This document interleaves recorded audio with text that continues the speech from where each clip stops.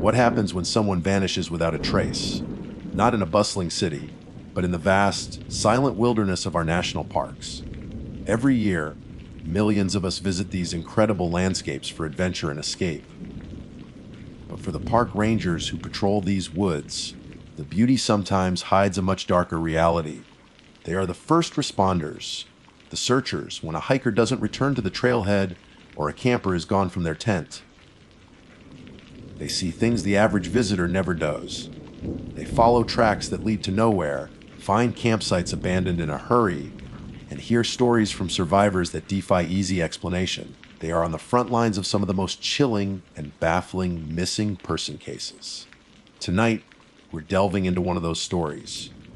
This clip from the popular True Scary Park Ranger Stories series focuses on a case that left even seasoned rescuers with a sense of unease. Get ready, turn the lights down, and make sure you have your headphones on for this one. You're about to hear a story that will make you think twice before you next step into the woods. Let's watch. My name is Elias Vance. For 30 years, I have served as a search and rescue officer in these vast, unforgiving forests that sprawl across the county line. In 5 days, I am set to retire. 30 years is a long time to do any one thing, but to spend it walking into the places most people get lost in, you develop a certain understanding, a relationship with the wild. You learn its languages, the snap of a twig that means a deer is nearby versus the one that means the ground is unstable, the different qualities of silence, the way the light filters through the canopy at different times of day. I have seen it all. I've carried out men with broken legs after a fall from a ridge. I've found children huddled and crying under ferns just 100 yards from their campsite, and I've recovered bodies that the forest decided to keep. I've dealt with bears, mountain lions, and panicked people who are often more dangerous than any animal. My colleagues, especially the younger ones, look at me with a sort of reverence. They call me a legend, a man who can read the forest like a book. I don't discourage it. Hubris, my wife calls it. Confidence, I call it back. After 3 decades, there are no surprises left for me here. These woods are my office, my backyard, and in a way, my kingdom. I know their tricks, their dead ends, their moods.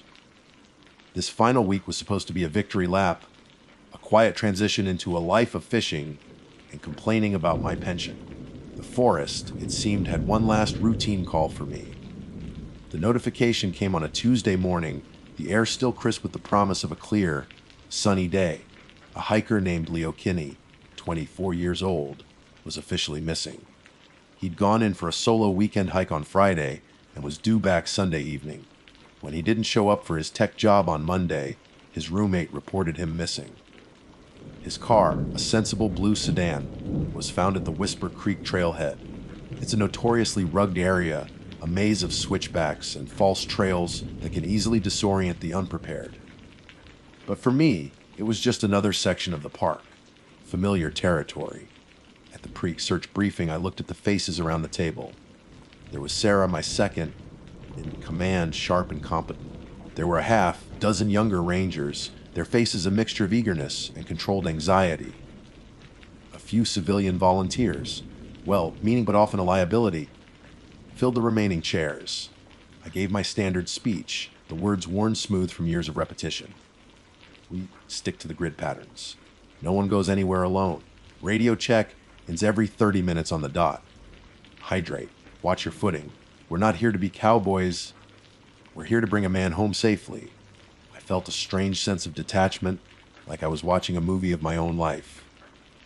This was my last briefing, my last major search.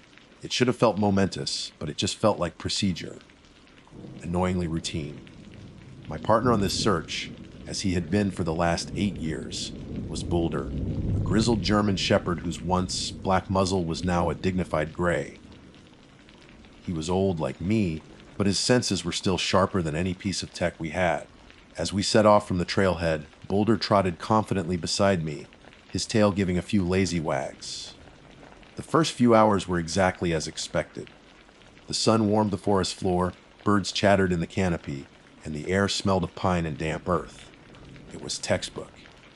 We found Leo's initial campsite by midday. It was situated in a small, well-chosen clearing not far from the creek. And right away, something felt wrong. The tent was perfectly pitched, the sleeping bag unrolled inside, looking inviting. But next to the tent was his hiking pack. Not a small day pack, but his full 60-liter trekking pack. I knelt and unclipped the top. It was fully loaded. His cook set, his fuel, bags of dehydrated food, a water filter, extra layers of clothing, a first aid kit. Everything a person would need to survive for a week was sitting right here. Why would he leave his pack? Sarah asked, echoing my thoughts. Maybe he was just doing a short out and back from camp. Didn't want to haul the weight. One of the younger rangers suggested. I shook my head. His water bottle is still in the side pocket. Full.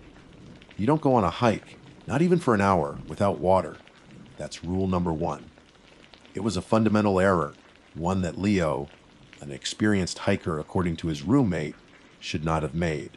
It was the first discordant note in an otherwise simple symphony. I tried to dismiss it. Maybe he had a lapse in judgment. But a small, cold knot began to form in my stomach. From the campsite, we found faint tracks leading northwest, deeper into the woods and away from the established trail. This was where things began to unravel.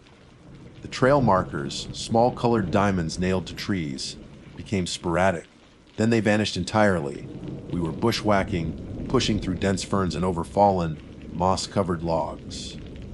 The younger team members kept checking their GPS units, their brows furrowed in concentration. My GPS is spinning, sir, a ranger named Ben said, holding up his device. Can't get a lock. Mine too? Another chimed in. I pulled out my own unit, an older, more robust model that had never failed me. The screen lit up, showing our coordinates, but the topographical map it displayed felt wrong. It showed a gentle, sloping hill where I was seeing a steep, rocky incline. It showed a stream to our left that simply wasn't there. I trusted my eyes over the electronics. I'd always told the rookies that. But this was different. It felt less like a technological glitch and more like the landscape itself was lying. Then came the silence. It wasn't a gradual quieting. It was as if a switch had been flipped. One moment, the air was filled with the buzz of insects and the distant call of a jay. The next, there was nothing. A profound, heavy, and absolute silence descended upon us. It pressed in on my ears, a physical weight. Every breath I took sounded like a gunshot. The crunch of my boots on the forest floor was deafening. I looked at the others. They'd noticed it too. Their eyes were wide, their movements hesitant. Boulder, who had been ranging ahead, came trotting back and pressed hard against my leg. A low, anxious whine escaped his throat, a sound I hadn't heard from him since he was a pup caught in a thunderstorm. He refused to leave my side, his dark eyes scanning the unnaturally still woods around us. The confidence I'd felt just hours ago was evaporating like morning mist. This wasn't right.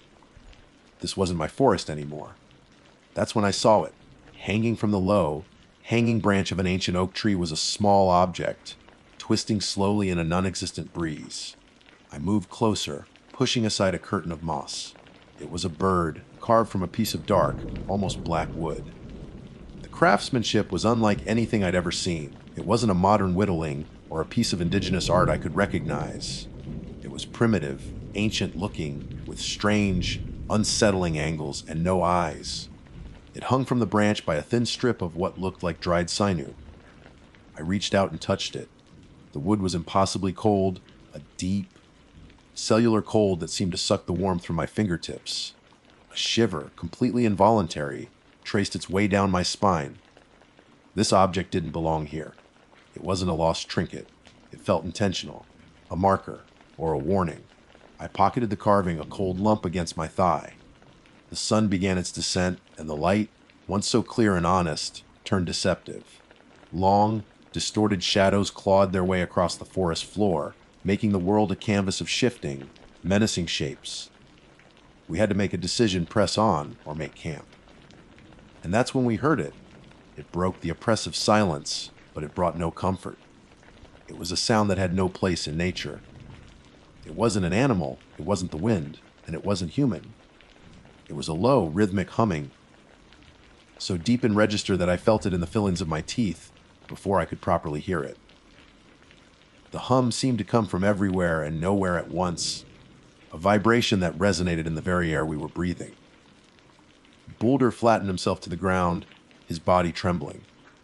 I looked at the pale, frightened faces of my team. I saw my own fear reflected in their eyes. The smug confidence of the 30-year veteran, the man who had seen it all, was gone. It had been stripped away and replaced with a primal, creeping dread. My lifetime of experience wasn't a comfort, it was a siren screaming that something was fundamentally, terribly wrong. This wasn't a search and rescue operation for a lost hiker anymore.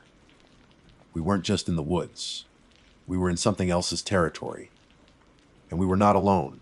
The humming sound was a physical violation. It vibrated through the soles of my boots, up my spine, and made my skull feel like a tuning fork. Every instinct, honed over 30 years of survival, screamed at me to run. But I was the officer in charge. My fear was a luxury I couldn't afford. I forced myself to take a breath, the vibrating air feeling thick and oily in my lungs. Everyone, form a defensive circle, I commanded, my voice strained but steady, face outwards. Check your sector. The training kicked in for the others, their panicked movements becoming more deliberate. They raised their flashlights, their beams cutting sharp, nervous cones into the deepening twilight. The humming continued, a relentless, soul-shaking thrum that seemed to be trying to unmake the world. It wasn't just a sound, it was an absence of peace, a declaration of wrongness. Boulder was a shivering mass of fur at my feet, whimpering pitifully. "What is that?" Sarah yelled over the noise, her face pale in the glow of her headlamp. "I don't know," I admitted, and the words tasted like failure. "But we're not moving. We may camp here. Now, Ben, you and I will get the perimeter lights set up. Sarah, get a fire started. A big one. The rest of you, pitch tents back to back." It was the hardest camp I'd ever had to make. Every action was a battle against the oppressive sound. It was impossible to communicate without shouting. The simple act of hammering a tent stake into the ground felt futile, like trying to build a sandcastle in a hurricane. After what felt like an eternity, the humming stopped as abruptly as it began. The silence that rushed back in was even more terrifying. It was a vacuum, hollow and expectant. We were all left breathing hard, our hearts pounding in the sudden quiet. The fire crackled, spitting sparks into the air, but its cheerful sound felt like a lie. It couldn't warm the profound chill that had settled deep in our bones.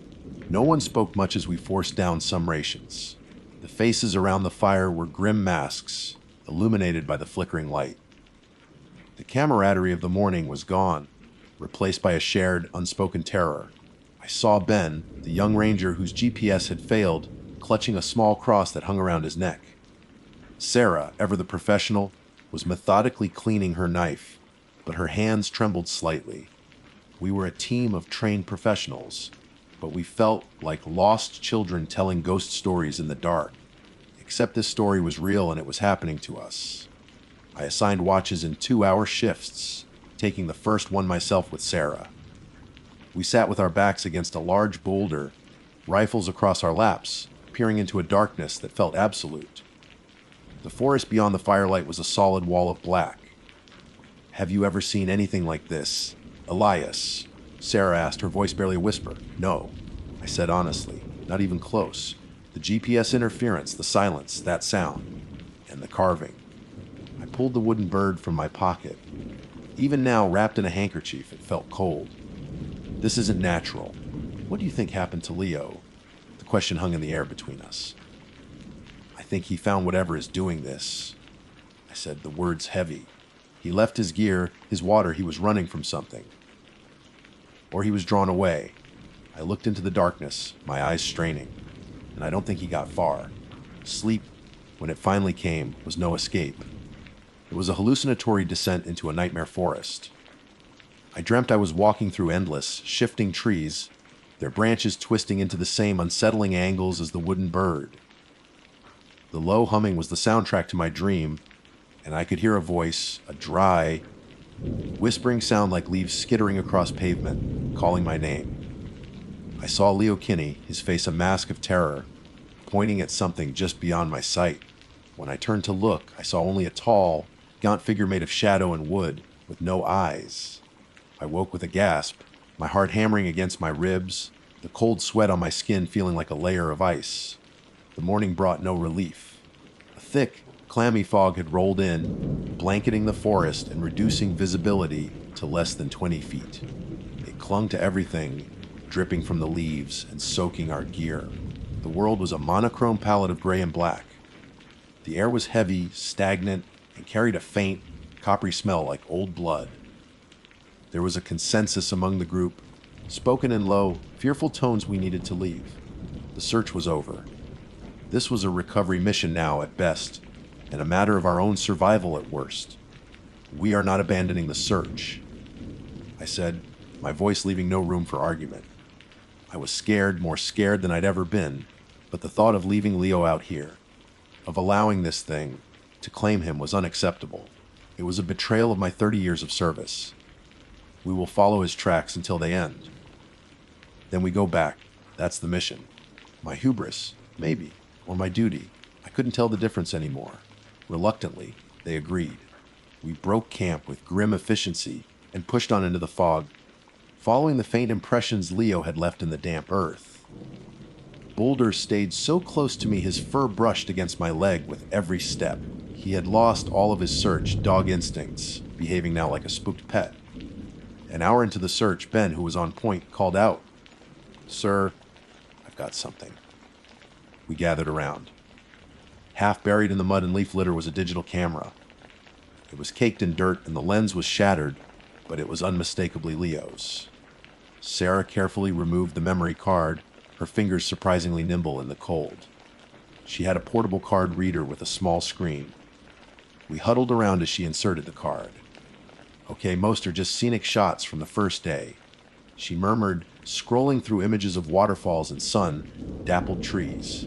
They felt like pictures from a different world. "Wait, here."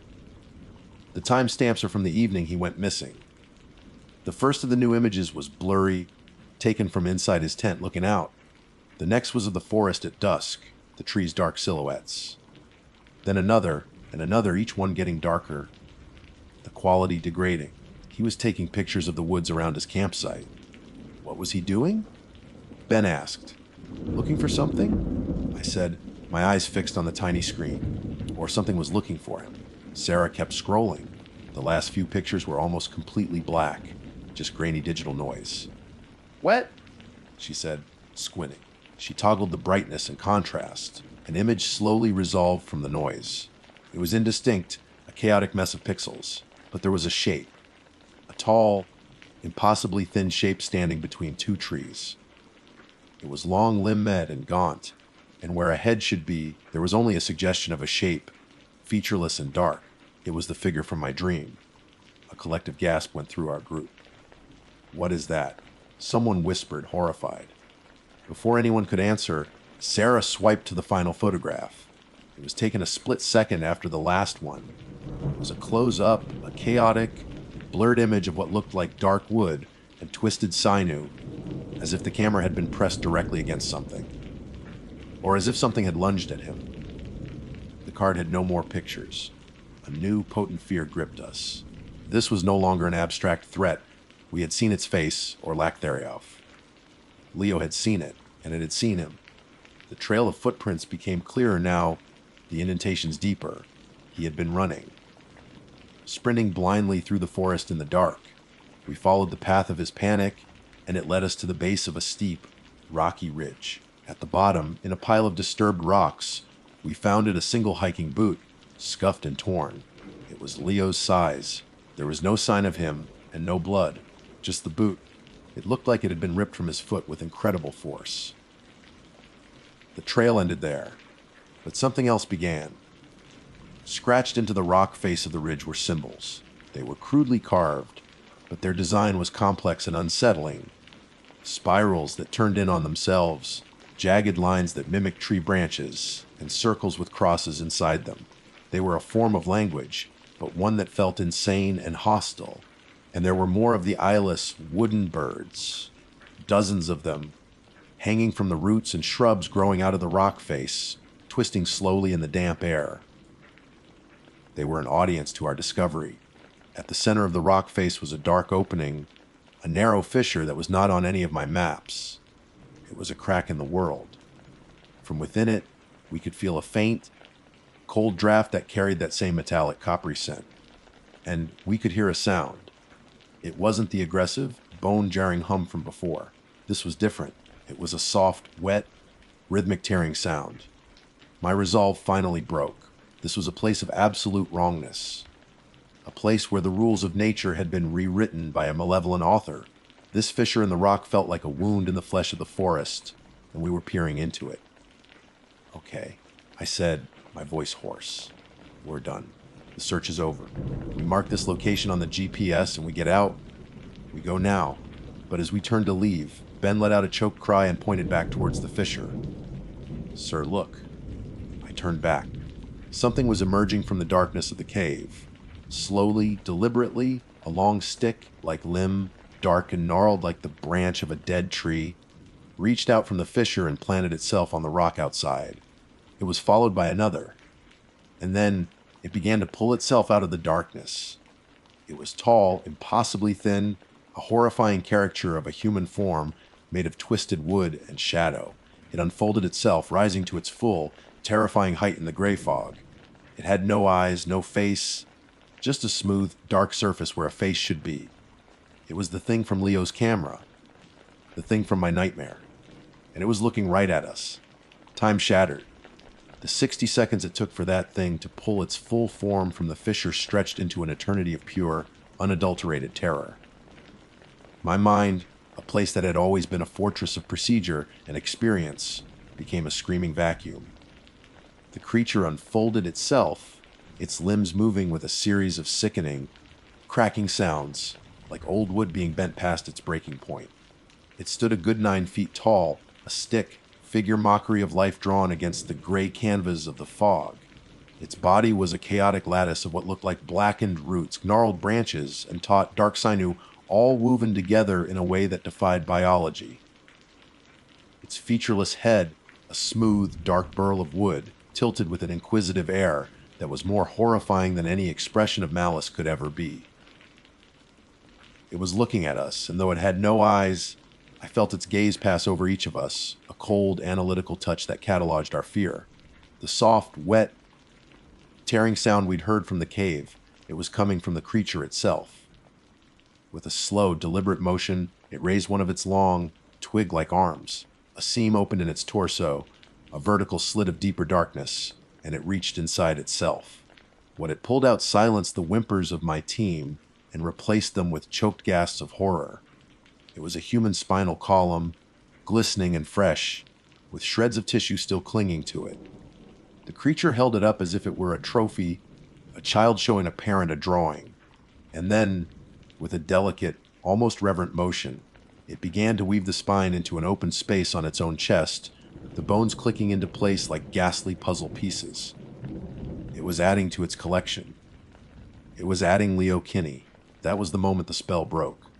Ben, the young ranger with the cross, finally found his voice. It wasn't a scream of terror, but a shout of righteous fury. "Abomination!" he shrieked, raising his rifle. "Demon!" "Ben, no!" I screamed, but it was too late. The sound of his rifle shot was deafening in the fog-bound clearing. The bullet struck the creature's chest with a dull thud, not ricocheting, but burying itself in the woody mass. The creature didn't flinch. It simply stopped its weaving and slowly turned its eyeless face toward Ben. It made a sound then, a low chittering like 1,000 termites chewing in unison. And then it moved. It didn't run. It didn't lunge. It flowed across the 20 feet that separated them with an unnatural, gliding speed that my brain couldn't process. Before Ben could fire another shot, one of the creature's arms shot out, impossibly fast, and wrapped around his throat. It lifted him off the ground, his legs kicking uselessly. Ben dropped his rifle, his hands clawing at the woody appendage that held him. We could hear the sickening crunch of his throat collapsing. The creature held him for a moment longer, its head tilted, as if listening to his life fade away. Then, it simply tossed his body aside like a piece of garbage. It landed in a heap at the base of the rock face. That's when we ran. There was no order, no procedure. There was only the primal, blinding instinct to survive. I grabbed Sarah's arm, pulling her with me. This way. Back the way we came. I yelled, my voice cracking. The other rangers scattered, their panicked shouts swallowed by the fog. I didn't know if they were following us. I didn't have time to look back. I could only run. Boulder, my brave, loyal dog, was for the first time in his life running ahead of me, his tail tucked between his legs, yelping in sheer panic. The forest was a nightmare labyrinth. The fog was so thick I couldn't see more than a few feet ahead. Trees loomed out of the gray, their branches like grasping arms. We crashed through undergrowth, stumbled over unseen roots, our lungs burning, our breath coming in ragged, painful sobs. Behind us, I could hear it. It wasn't the sound of footsteps. It was a dry, scraping, slithering sound. The sound of it moving through the forest, its limbs catching on bark and leaves. It was keeping pace with us effortlessly. It was hunting. It was playing with us. Elias! We're not gonna make it. Sarah cried, stumbling beside me. Her professional composure was gone, replaced by the raw terror of a cornered animal. Yes, we are. Keep moving. I shouted back, fueled by a surge of adrenaline. The man who had entered these woods 5 days ago was gone. The confident veteran, the legend, had died back at that fissure. All that was left was a terrified old man trying to outrun a nightmare. A scream tore through the fog to our left, sharp and suddenly cut off. One of the others. We didn't stop. We couldn't. To stop was to die. The scraping sound grew louder, closer. I risked a glance over my shoulder. I saw its silhouette in the fog, a tall, spindly horror moving with that same impossible grace. It was gaining on us. We broke through into a small clearing, the site of our camp from the night before. The embers of our fire were still faintly smoking. It felt like a lifetime ago. Across the clearing, I saw the path we had taken to get here. It was our only chance. Deer. Go! I yelled at Sarah, shoving her forward. As she ran, Boulder suddenly stopped. He turned back, planting his feet, and faced the direction we had come from. A deep, guttural growl rumbled in his chest, a sound of defiance I had never heard from him. He was making a stand. My dog, who had been terrified into a state of pure panic, was now choosing to face the monster to buy us time. Builder, no? Come on, boy. I screamed, my heart breaking. The creature emerged from the fog and into the clearing. It paused when it saw the German shepherd standing its ground. Boulder barked, a desperate, furious sound, and lunged forward, snapping at the creature's legs. The creature simply swiped one of its arms in a casual, dismissive arc. It caught Boulder in the side and sent him flying. He hit the trunk of a tree with a sickening, wet thud and fell to the ground, silent and still. A wave of pure, white-hot rage washed over my fear. That thing had killed my dog, my partner, my friend. I raised my rifle, my hands shaking uncontrollably, and emptied the entire clip into the creature's torso. The bullets vanished into its body with no effect. It turned its featureless face to me and started to glide forward. This was it, my last stand. 30 years of service ending in a forgotten, fog-shrouded patch of woods, about to be killed by something that shouldn't exist. I closed my eyes, waiting for the end. But it never came. I heard a shout and the sharp crack of a flare gun. I opened my eyes to see a brilliant red flare arc over my head and explode against the creature's chest. It staggered back, making a high-pitched, scraping shriek, like metal being torn apart. It wasn't a sound of pain, but of annoyance. Sarah stood 20 yards away, the flare gun still smoking in her hand. "Elias, run!" She screamed. Her action broke my paralysis. I turned and sprinted, not looking back, my mind a vortex of grief and terror. We ran until our legs gave out, until our lungs felt like they were full of broken glass. We ran until the fog began to thin, and the oppressive silence of the forest was replaced by the familiar, welcome sound of birdsong. We stumbled out onto the Whisper Creek Trail, the path we had started on, looking like two ghosts, covered in mud and scratches, our eyes wide with a horror that would never leave us. Of the six-person team that went in. Only Sarah and I came out. My retirement party was canceled. The final week of my career was spent in sterile debriefing rooms, telling a heavily edited version of the truth. We said we were hit by a sudden, disorienting storm. We said Leo Kinney and the others were separated from us and likely fell into one of the park's many ravines. The official report lists them as missing, presumed deceased. The park was closed for 2 weeks for a wider search that found nothing. No bodies, no gear, no fissure in the rock. It was as if the forest had healed itself, hiding its scar. I am a civilian now. I sit in my house, but I don't feel safe. Every time the wind rustles the leaves outside my window, I flinch. Every shadow in the corner of my eye is a tall, gaunt figure. The hubris I carried for 30 years is gone, replaced by a cold, heavy certainty. I haven't seen everything the woods have to offer. No one has. I spent my life walking into the dark places to bring people out. Now, I know that some dark places are meant to be left alone. There are things in the woods that are older and more terrible than any man, and they collect souvenirs. I was supposed to be a legend. Instead, I'm just the one who got away, the man who knows what's really out there. And I have to live with that. My name is Jenna Cole. As I write this, my hand is trembling so badly that the words are barely legible on the page. I am 22 years old, and this was supposed to be the adventure of a lifetime, my first season as a fire lookout for the U.S. Forest Service.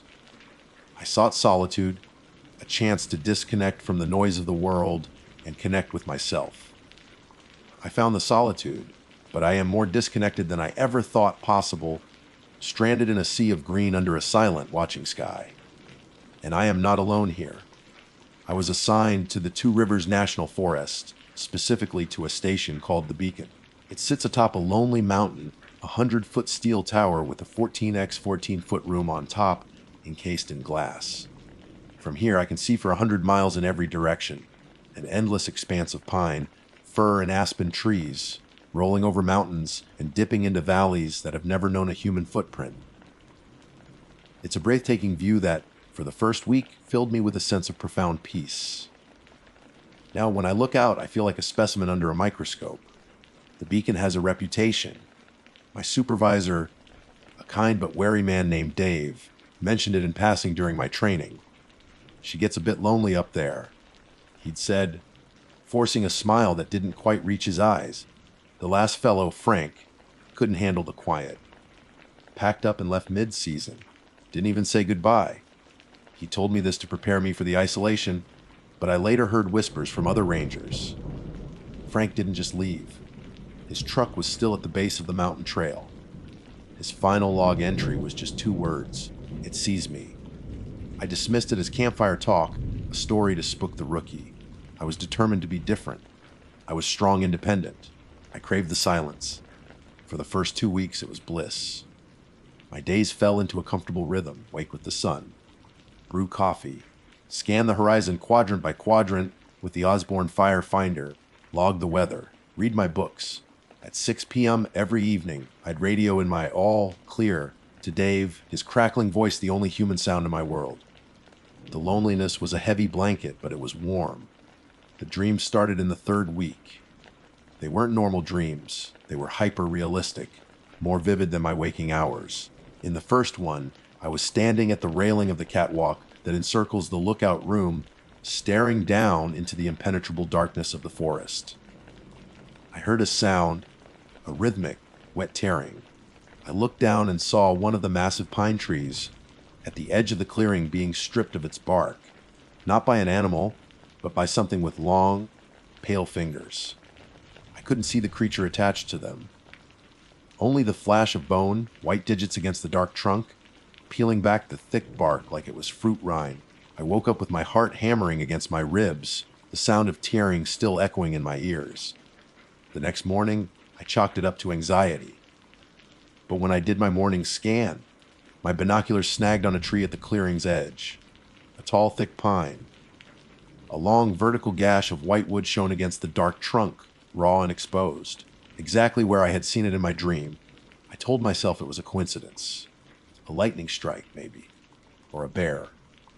But the image of those long, pale fingers wouldn't leave my mind. My grasp on the line between sleep and wakefulness began to fray. I started hearing things. A faint whisper on the wind that sounded almost like my name. The soft thud of footsteps on the wooden stairs of the tower, only to find nothing there when I flung the door open. I began talking to myself, my own voice a comfort against the oppressive silence. The logbook became my only confidant. Day 2040 weather clear. Visibility 90 miles. Heard the whispering again. Came from the north this time. It feels closer. Or maybe it's just the wind in the radio antenna. Yes, that's all it is. The wind. Day 27A. Woke up to find the door to the catwalk unlatched. I know I locked it. I check it 3 times every night. I must be getting forgetful. The air up here is thin. The dreams grew more intense. I dreamt of a tall, emaciated figure moving between the trees, always just at the periphery of my vision. It was unnaturally thin and elongated, its limbs moving with a disjointed grace that was deeply unsettling. It never had a face, just a smooth, blank expanse of skin where features should have been. It would just stand there at the edge of the woods, watching the tower, watching me. One night, I dreamt I was looking through the fire finder, and instead of aiming it at a distant mountain, I was pointing it directly at the tree line. And in the crosshairs, the faceless figure stood perfectly still. It slowly lifted one of its long, pale arms and pointed directly back at me. I woke up screaming, drenched in sweat. The next day, I couldn't shake the feeling of being watched. Every time I turned my back on a window, my skin would crawl. I did my scans with a growing sense of dread, my eyes lingering on the tree line, half expecting to see it there waiting. I was jumpy, spilling coffee on my maps, dropping my binoculars. During my 6 p.m. call with Dave, he must have noticed the tremor in my voice. "Everything all right up there, Jenna? You sound a bit on edge." "I'm fine, Dave. Just fine. The quiet is loud, you know." I tried to laugh, but it came out as a choked sob. "I get it," he said, his voice softening. "It's not for everyone. Just remember, we can have you down from there in a few hours if you need. No shame in it." His offer was tempting, but my pride wouldn't let me accept. I wasn't frank. I wasn't going to be scared away by shadows and bad dreams. I had to get a grip. That night, I decided to stay awake. I brewed a whole pot of coffee and sat at my desk with a book, determined to face the night with my eyes wide open. The sun bled out of the sky, plunging my glass cage into darkness, leaving me floating in a black void. The wind howled, rattling the windows in their frames. Every creak of the steel structure, every gust of wind, sounded like a footstep, a whisper, a scratch at the door. Around 3 a.m., exhausted and wired on caffeine, I was staring out the north-facing window when I saw it. It wasn't a dream. It wasn't a shadow. It was a light. Miles away, on the peak of what the maps called Shadow Ridge, a pinprick of orange light flickered to life. It was a weak, wavering light, like a campfire or a lantern. I grabbed my binoculars, my hands shaking so hard I could barely focus them. The light was coming from the old, abandoned ranger cabin on the ridge, a place that hadn't been occupied in 50 years. The light flickered once, twice. Then it went out. I stood there for what felt like an hour, staring into the darkness, my breath fogging up the cold glass. My blood ran cold. The cabin on Shadow Ridge was supposed to be empty, rotting, forgotten. Someone, or something, was out there in the dark with me, and it knew I was watching. Sleep did not come for the rest of that night. I sat there, a statue carved from fear, my eyes glued to the inky blackness, where Shadow Ridge lay hidden. I expected the light to return, to flicker again, to signal something I couldn't comprehend. But there was nothing. Only the relentless wind and the groaning of the tower, sounds that were no longer comforting but menacing. The silence that followed the light was worse than any noise.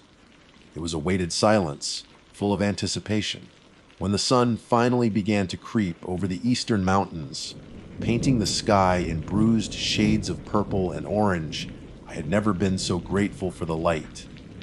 Daybreak didn't bring relief, however, only a different kind of terror.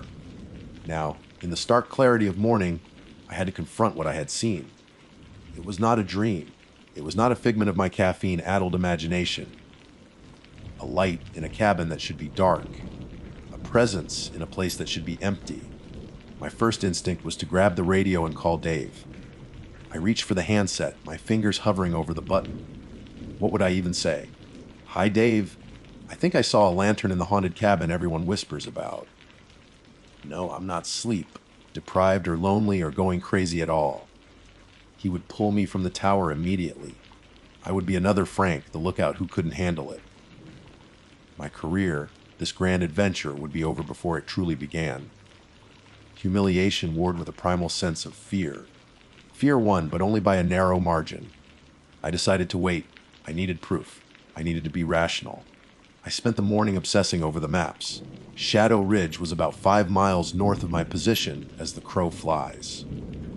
The trail leading to it had been officially closed for 20 years, marked on my map with a dotted red line and the word, unmaintained. The cabin itself was a tiny square, labeled Shadow Ridge Cabin, decommissioned. I found the official Forest Service logs for the tower, thick binders filled with decades of daily entries. I looked for the year the Shadow Ridge Trail was closed.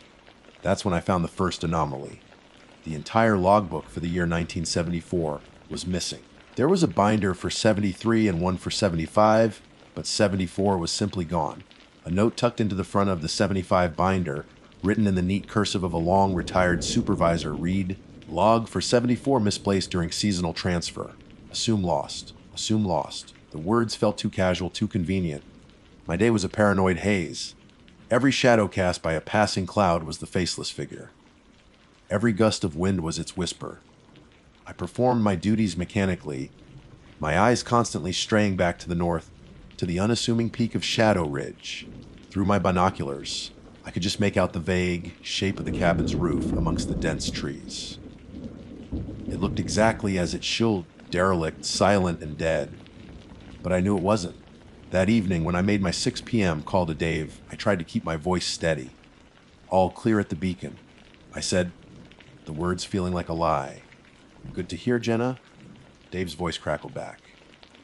"Storm's rolling in from the west. Might get a bit rough tonight. Make sure everything's tied down." "Will do," I said, my throat dry. I wanted to scream for help, to tell him everything, but I just couldn't. Beacon clear.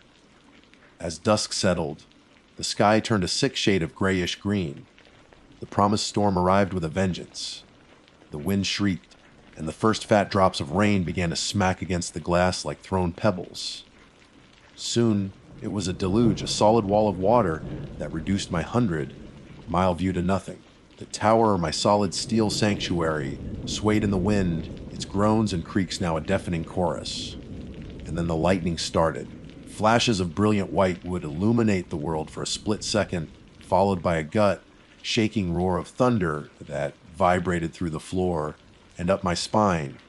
It was in one of these flashes that I saw him. I was looking south, away from Shadow Ridge, trying to distract myself. A flash of lightning lit up the clearing below, and he was there, not at the tree line, at the base of my tower, the faceless man, tall, impossibly thin, his limbs like bent twigs. He was standing directly under my window, his blank face tilted up towards me. It was only for a second, a single horrifying snapshot burned onto my retinas before the world was plunged back into darkness. I didn't scream. The sound was trapped in my throat, a choked, silent gasp. I scrambled back from the window, falling over my chair, my heart trying to beat its way out of my chest. Was it real? Was it a trick of the lightning, a shape formed from rain and shadow? The thunder cracked again, and in that instant, another sound joined it.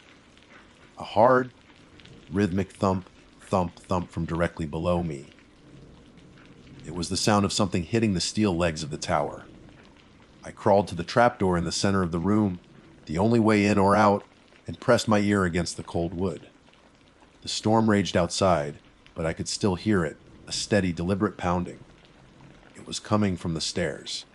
Something was climbing the tower. I threw the heavy bolts on the trapdoor, my hands fumbling, tears streaming down my face. I backed away. Crab walking into the farthest corner of the room, pulling a wool blanket around me like a child's shield. The pounding on the stairs stopped. There was only the sound of the wind and the rain. Then came a new sound, a soft, scraping noise. It was coming from the trapdoor.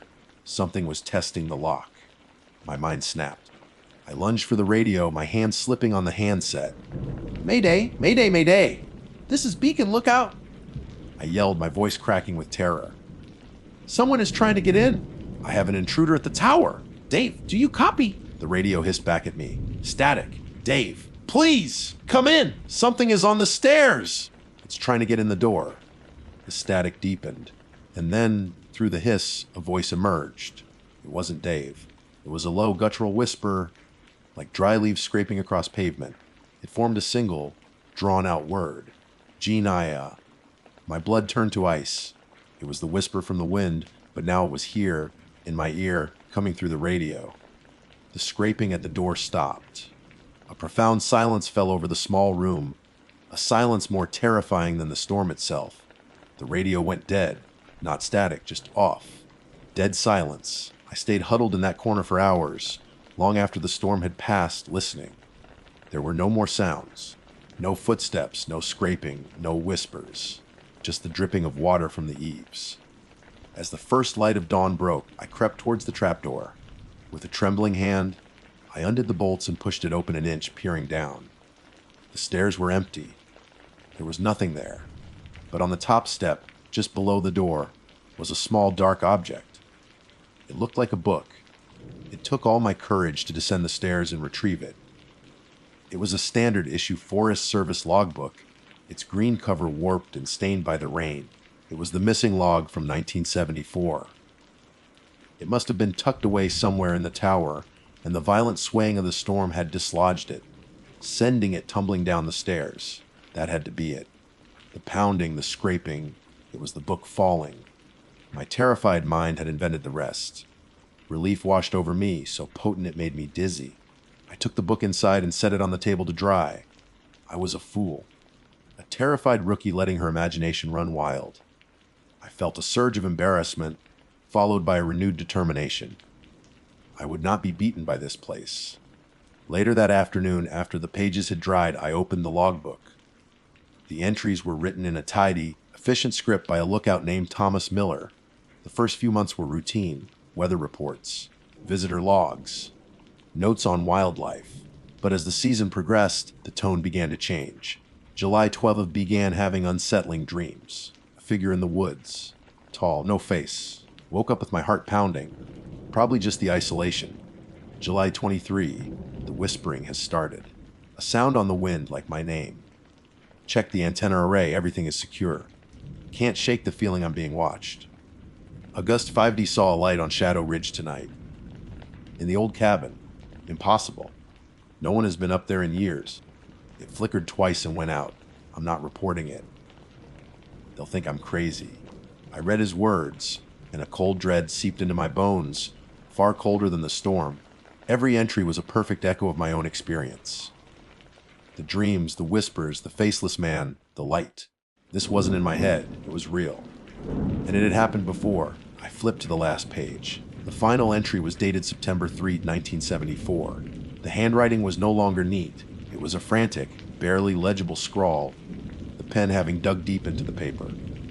It's not content with the woods anymore. It knows I see it. It knows I know. It pointed at me.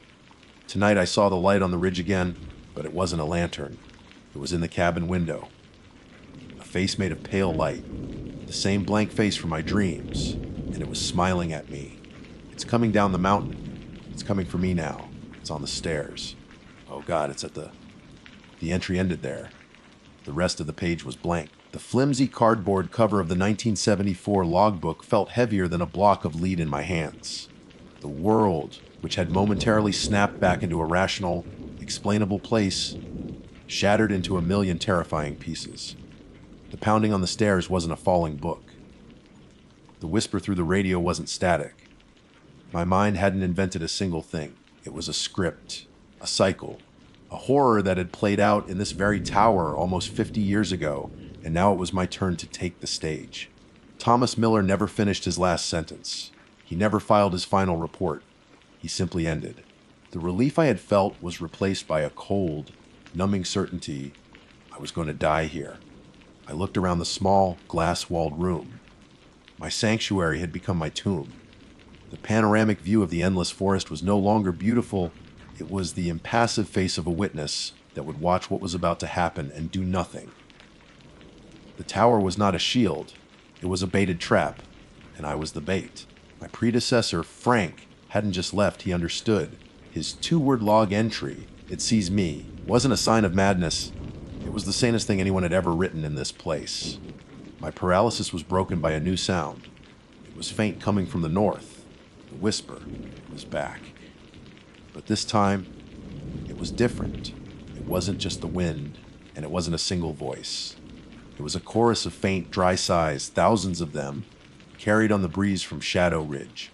It sounded like a crowd of people, all whispering my name in unison. Jenna, Jenna, Jenna. That was it. I wasn't going to be Thomas Miller. I wasn't going to be Frank. I would not sit here and wait for it to climb the stairs again. Humiliation was a forgotten luxury. Survival was the only thing that mattered. My movements were frantic, clumsy. I threw essentials into my day pack, my remaining water bottles, a bag of trail mix, a high-powered flashlight, and my compass. My hands shook so violently I could barely zip the bag. I looked at the 1974 logbook lying on the table, its final, terrifying sentence exposed. I couldn't leave it. It was the only proof that I wasn't insane. I shoved it into my pack alongside my own logbook, where this account is now being written. My final act in the tower was to grab the emergency fire axe from its mount on the wall. The 2-foot handle felt solid and reassuring in my trembling hands. A pathetic piece of mortal steel against a nightmare I couldn't comprehend. Opening the trapdoor and stepping out onto the platform was the hardest thing I have ever done. The morning air was crisp and clean after the storm, a cruel mockery of normalcy. Every step down the 1 in 13 steel stairs was an agony of suspense. I expected a pale hand to grab my ankle, a faceless head to peek around the central column. The wind whistled through the steel latticework, and with every gust, the chorus of whispers from the north seemed to grow louder, more insistent. When my feet finally touched the damp earth of the clearing, I didn't feel relief. I felt exposed, naked. The 100-foot tower was no longer a prison, but a vantage point I had just surrendered. In the woods, I couldn't be seen from above, but it wasn't above me. It was in the woods with me. The trail leading down the mountain was a narrow, muddy track. The forest pressed in on both sides, the trees unnaturally dense and dark. Sunlight struggled to pierce the thick canopy, casting the path in a gloomy twilight. The silence here was different from the silence of the tower. It was a living silence, filled with the weight of unseen eyes. Every snapped twig, every rustle of leaves, sent a jolt of pure adrenaline through my system. I walked with the fire axe held tight against my chest, my head on a constant, panicked swivel. About a mile down the trail, I saw it. To my left, a massive pine tree stood scarred and violated. A huge strip of bark had been peeled away from the trunk, from the ground up to a height of at least 10 feet, leaving the pale wood beneath exposed and raw. It was the tree from my dream. I ran my fingers over the wound. It was fresh, sticky with sap. There were gouges in the wood, long, parallel scratches that were not made by any bear's claws I had ever seen. They were made by fingers. Long, pale fingers. I started to run. I abandoned any pretense of stealth, crashing through the undergrowth, my lungs burning, my only thought to put distance between myself and that violated tree. I ran until my legs gave out, collapsing onto the muddy trail, gasping for air. As I lay there, my gaze fell upon a cluster of rocks just off the path. They weren't a natural formation. They were small, flat stones, arranged in a perfect, intricate spiral. It was a pattern I had doodled unconsciously in the margins of my own logbook during the long, lonely nights. I hadn't created the design. I had copied it from a dream I couldn't remember.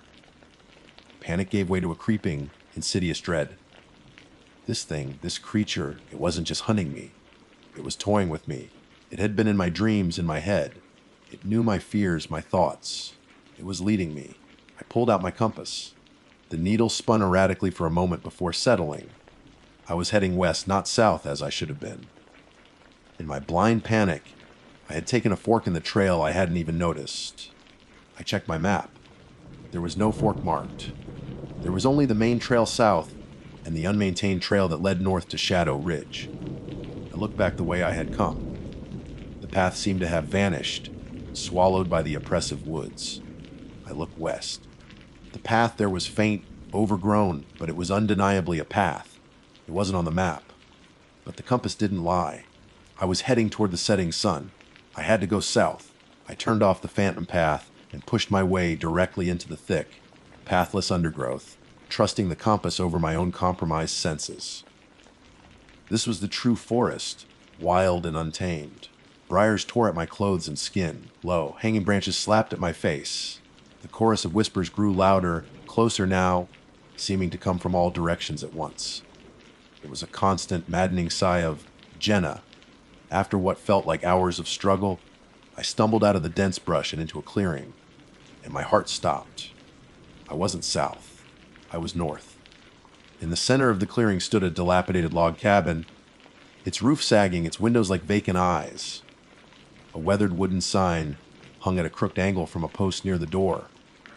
The letters were faded, but I could just make them out. Shadow Ridge Cabin. I hadn't escaped. I had been herded. The wrong turns, the phantom path, the disorienting whispers. It had all been a manipulation to lead me here, to its den, the source of the light. The home of the faceless man. The air was cold and still. The whispers had stopped. The only sound was the frantic drumming of my own heart. The cabin door, which I expected to be shut tight, was slightly ajar. A sliver of absolute darkness lay within. I knew I had to run, but my feet were rooted to the spot, paralyzed by a terror so profound it was almost sublime. This was the end of the script. Slowly, silently, the cabin door began to swing inward. A figure emerged from the blackness, unfolding itself into the gray light of the clearing. It was tall, emaciated, its limbs too long, its joints bending at unnatural angles. It was the man from my dreams, the watcher from the tree line. His skin was the color of bleached bone, stretched tight over a skeletal frame, and his face was a smooth, featureless canvas of pale flesh. No eyes, no nose, no mouth. A perfect, horrifying blank. It took a hesitant, disjointed step toward me, then another. It wasn't moving aggressively. Its movements were slow, deliberate, almost ritualistic. It raised one of its long, pale hands. It wasn't pointing. It was holding something out to me. An offering was a book. A standard issue Forest Service logbook, identical to mine, identical to Thomas Miller's. Its green cover was new, pristine. It was open to the first blank page. In its other hand, it held a simple black pen. My mind, already stretched to its breaking point, finally understood. The whisper in my ear from the radio. The missing log from 1974 appearing at my door. The light. It wasn't a monster that wanted to tear me apart. It was a story that wanted to be told. It was a collector. A curator of fear. Thomas Miller hadn't been killed. He had been archived. His story was finished, so it had taken him and left his log as a primer for the next subject. It didn't want my life. It wanted my story. It wanted me to sit down and write, to fill the pages with my terror, and when I had nothing left to give, to end my last sentence mid-word and join its silent collection. The faceless creature took another step, extending the blank logbook toward me. There was no malice in the gesture, only a calm, inexorable expectation. Your turn. Something inside me broke. A primal scream tore from my throat, a sound of pure animal defiance. I didn't run. I charged. I raised the fire axe high above my head and brought it down with all the force I could muster, not at the creature, but at the book it held.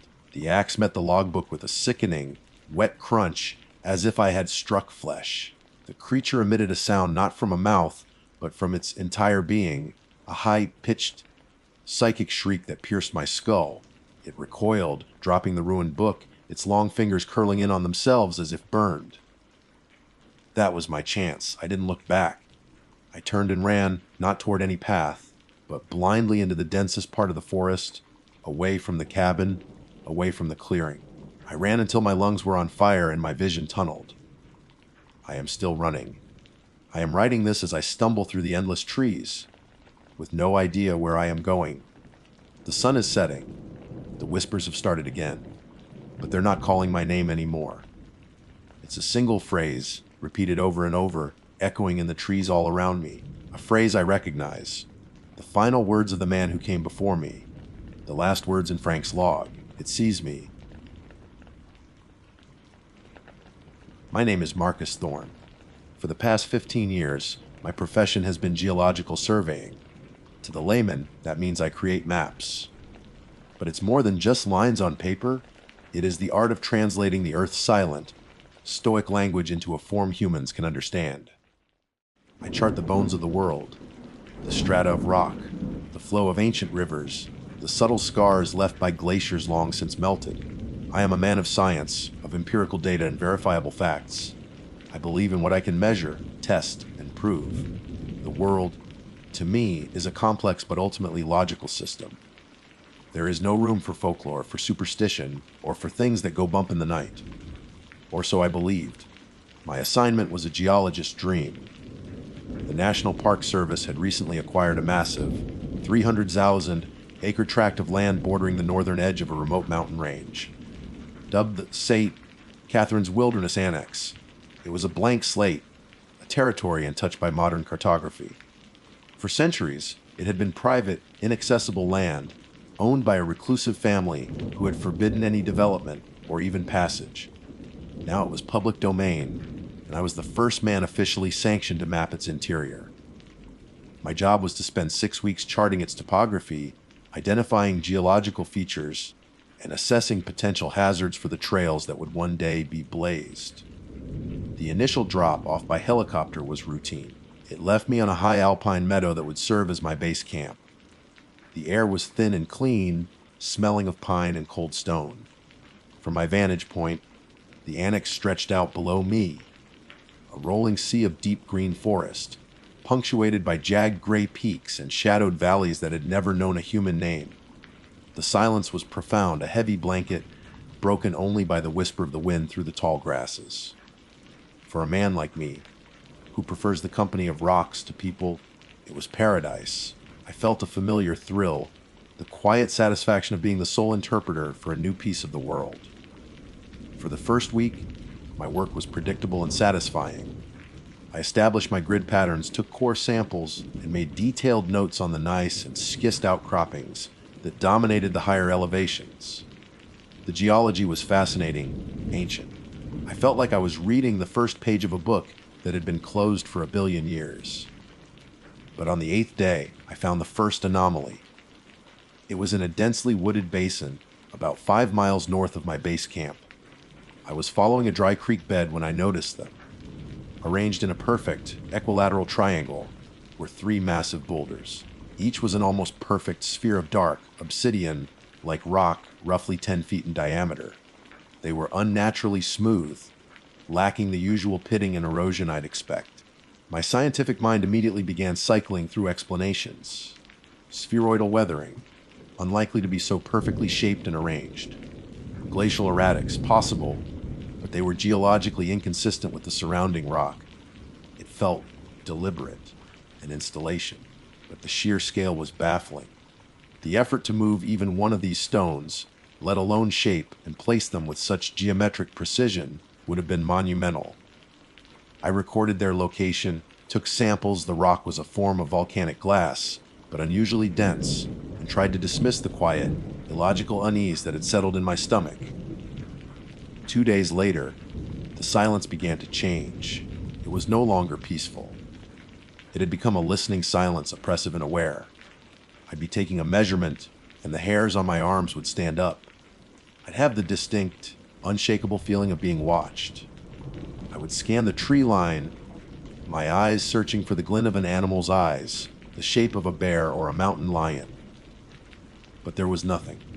In fact, there were no animals at all. I hadn't seen a single deer, heard the chatter of a squirrel, or been bothered by a single mosquito since my arrival. The forest was utterly, unnaturally devoid of life. A sterile wilderness. The only sound was the wind, and even that began to play tricks on me, sometimes sounding like a low, indistinct whisper, just at the edge of my hearing. It was during my 3rd week that my instruments began to fail. I relied on my compass and GPS, tools calibrated for precision and reliability. Yet, in certain areas, seemingly random pockets of the woods, they would go haywire. The magnetic needle of my compass would spin erratically, a frantic dance of indecision. My GPS unit would lose its satellite lock, the screen displaying a single, frustrating message, awaiting signal. My first thought was a significant iron ore deposit, a large enough magnetic anomaly to disrupt my equipment. I used my magnetometer to check, but the readings were normal. There was no geological reason for the failures. The dead zones were like invisible walls, pockets of static in the fabric of the world. Frustrated but determined, I began mapping these zones by hand, using the sun and traditional landmark navigation. It was during one of these excursions that I found the structure. It lay hidden in a low, mist-shrouded valley, so cleverly nestled into the landscape that I nearly walked past it. It wasn't a cabin or a ruin. It was something else entirely. Built from the same smooth, black stone as the spheres, it was a low, windowless building that seemed to both grow out of and defy the earth it rested on. The architecture was impossible. The corners were too sharp, the lines too clean. There were no visible seams or mortar, as if the entire thing had been carved from a single, titanic block of stone. A single, rectangular opening served as a doorway, a perfect void of absolute blackness. I walked around its perimeter, my hand tracing the cold, unnervingly smooth surface. There were no tool marks, no sign of human construction. It felt ancient, but also utterly alien. My mind, the logical, scientific engine I had trusted my entire life, stalled. It had no category for this, no explanation. This structure was not in the database of human achievement. I stood before the dark entrance for what felt like an hour, the unnatural silence of the valley pressing in on me. A part of me, the professional, wanted to go inside, to document, to measure, to understand. But a deeper, more primal part of my brain was screaming. It was a lizard brain instinct, a terror that bypassed reason and logic. It was the feeling of a mouse standing before the burrow of a snake. As the sun began to dip below the ridge, casting the valley in long, distorted shadows, I made a decision that would seal my fate. I couldn't leave. I couldn't radio for advice, as I was in one of the dead zones. I had to understand what this was. I made camp 100 yards from the structure, my small tent a pathetic, fragile dome of nylon against the immense, silent monolith. I built a fire, more for comfort than for warmth. As total darkness consumed the valley, the world shrank to the small circle of flickering light from my campfire. The black building was just a deeper patch of night, a hole in the reality I knew. I sat with my back to a tree, clutching a mug of hot coffee, trying to force my thoughts back into a logical sequence. It was a pre-Columbian oddity, I told myself, a forgotten temple from a lost culture. But I knew I was lying. That's when I heard it. It wasn't the wind. It wasn't an animal. It came from within the structure, from the deep black of its doorway. It was a low, resonant hum, a sound that was felt as much as it was heard. It vibrated through the soles of my boots, up my spine, and into the base of my skull. It was a pure, steady tone, like a colossal tuning fork had been struck deep within the earth. The hum was devoid of any emotion or intent, yet it was the most terrifying sound I had ever heard, because it was the sound of something immense, ancient, and utterly non-human, waking from a long slumber. And I was the one who had stumbled upon its bedroom. Sleep was an impossibility. The hum did not cease. It was a constant, foundational note that had inserted itself into the very fabric of the world. It was a sound that seemed to exist beneath all other sounds, a bass tone for reality itself. My scientific mind, my lifelong ally, scrambled for an explanation, offering up possibilities that felt increasingly desperate and flimsy. Was it a geological resonance, some bizarre piezoelectric effect from quartz deposits under immense tectonic stress?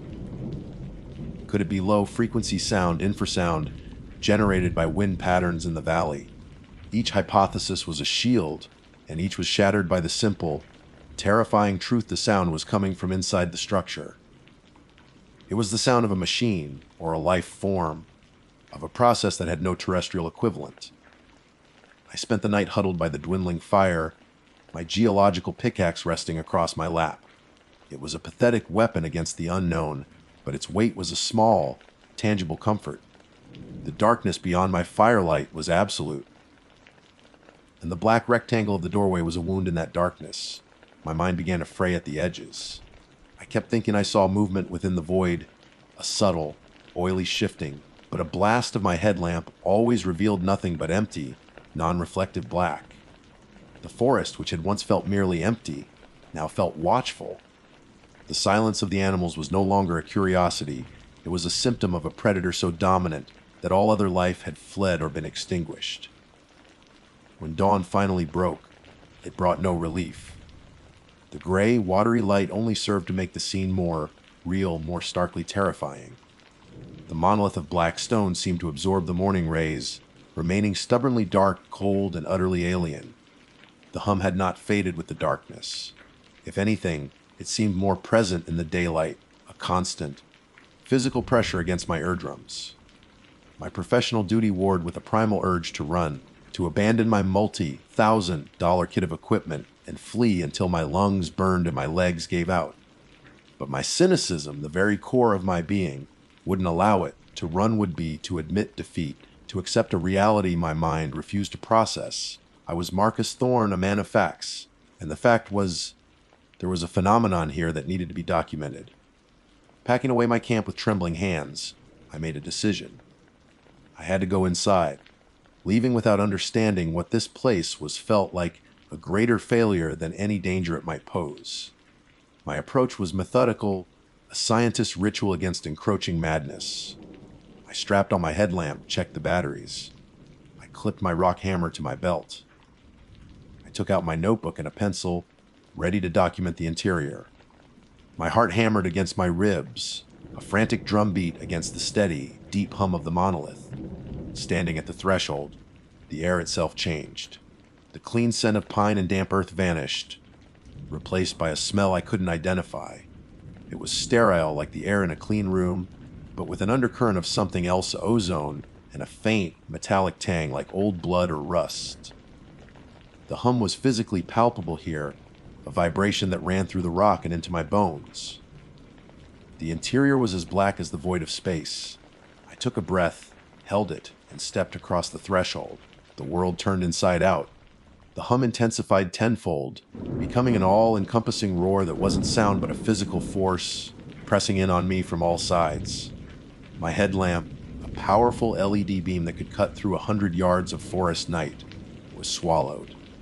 The light simply ended a few feet from my face, absorbed into a darkness that wasn't an absence of light, but a presence of its own. It was a solid, tangible thing. I felt an immediate, crushing wave of vertigo and nausea. The floor, though it felt solid beneath my boots, seemed to slant away at impossible angles. The space felt both infinitely vast and claustrophobically tight at the same time. My scientific mind screamed in protest. This was sensory deprivation coupled with infrasound exposure. It was my brain being tricked. But another, older part of me knew better. This place did not obey the laws of physics as I knew them. I forced myself to take another step, my boots making no sound on the smooth floor. I reached out a hand, expecting to feel the cold, hard stone of an interior wall. My fingers met a surface that was neither warm nor cold. It felt yielding, almost like dense rubber, but it was also unpleasantly slick, and it seemed to thrum with the same energy that filled the air. I snatched my hand back as if burned. Fighting to control my breathing, I shone my light around again, forcing my eyes to adjust, to find a single point of reference. That's when I saw the glyphs. They weren't carved into the walls. They seemed to hover just above the surface, glowing with a faint, sickly purple light of their own. They were intricate, complex symbols, shifting and rearranging themselves in slow, hypnotic patterns. They were a form of writing, I was certain, but they resembled nothing in human history. They were not pictograms or letters. They were fluid, multi-dimensional diagrams that seemed to represent complex mathematical or physical principles. Watching them made my head ache as my mind tried and failed to comprehend the logic behind their geometry. I stumbled deeper inside, drawn by a horrified fascination. The structure was a single, vast chamber. In the center, the source of the hum became clear. A single large crystal, perhaps 20 feet tall, hovered in the air, rotating slowly. It was the same black light, devouring material as the building itself, but it was not uniform. Veins of that same violet light pulsed within it, flaring in time with the resonant hum. It was a machine, an engine, and it was active. As I stared, mesmerized, one of the shifting glyphs on the wall flared brightly. Simultaneously, a wave of information, of knowledge, flooded my mind. It wasn't a voice or a language. It was a pure, direct data transfer. I saw images of star-filled voids, of nebula collapsing, of worlds being born and dying. I saw complex schematics for devices that could fold space-time. I saw biological charts for life forms that defied every category of taxonomy. And I saw the purpose of this place. It was a map room. A library. But it didn't map a wilderness in the mountains. It mapped gravitational pathways between stars. It was a navigational beacon, an ancient outpost left behind by a civilization that treated planets the way I treated geological strata.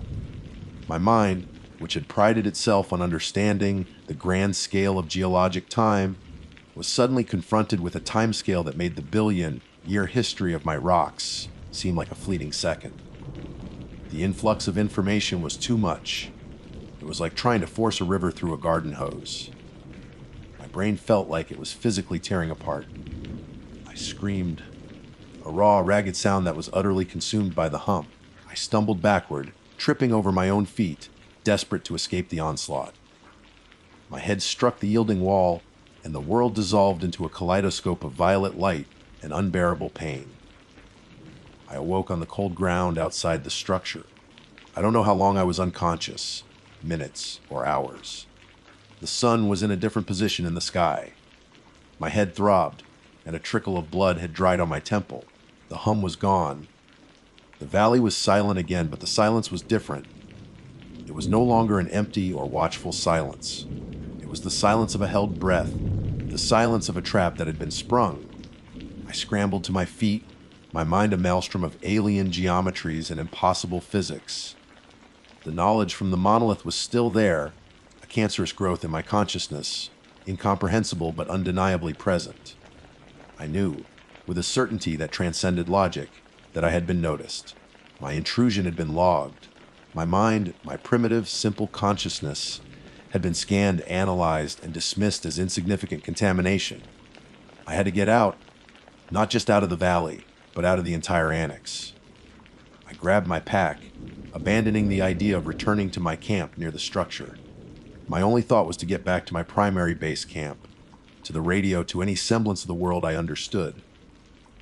I began to run a clumsy, panicked scramble up the forested slope, away from the silent black monolith. But as I burst through the tree line onto a ridge overlooking the valley, I stopped dead. Down below, where my tent had been, 3 figures were standing. They were tall and unnaturally thin, their forms indistinct and wavering, as if seen through a heat haze. They were not wearing ranger uniforms or hiking gear. They were simply standing there, motionless, next to the ashes of my campfire. And they were all looking directly up the ridge, directly at me. For a long moment, which stretched into an eternity, my world consisted of only 2 points: my position on the high ridge, and the 3 figures standing motionless by my dead campfire in the valley below. My mind, a frantic engine of logic, tried to categorize them. They were not men. The wavering, heat-haze distortion around their bodies was not a natural phenomenon. It was as if their very presence caused the fabric of reality to warp. My scientific training was a useless tool, like trying to measure a ghost with a caliper. They were tall, impossibly thin, and devoid of features. They were silhouettes cut from a cloth of deeper darkness, and they were looking at me. Then they moved. They did not walk or run. They simply transitioned. In one heartbeat, they were by my campfire. In the next, they were at the base of the ridge, 100 yards closer. There was no sense of acceleration or effort. They flowed over the terrain like a shadow poured across an uneven surface, their forms remaining perfectly upright, perfectly still, even as the distance between us vanished with impossible speed. Panic, cold and absolute, finally shattered the last remnants of my analytical composure. I turned and fled. My only thought was my base camp, 5 miles away over treacherous terrain. 5 miles to the radio. 5 miles to a world that made sense. The forest became a labyrinth designed by a mad god.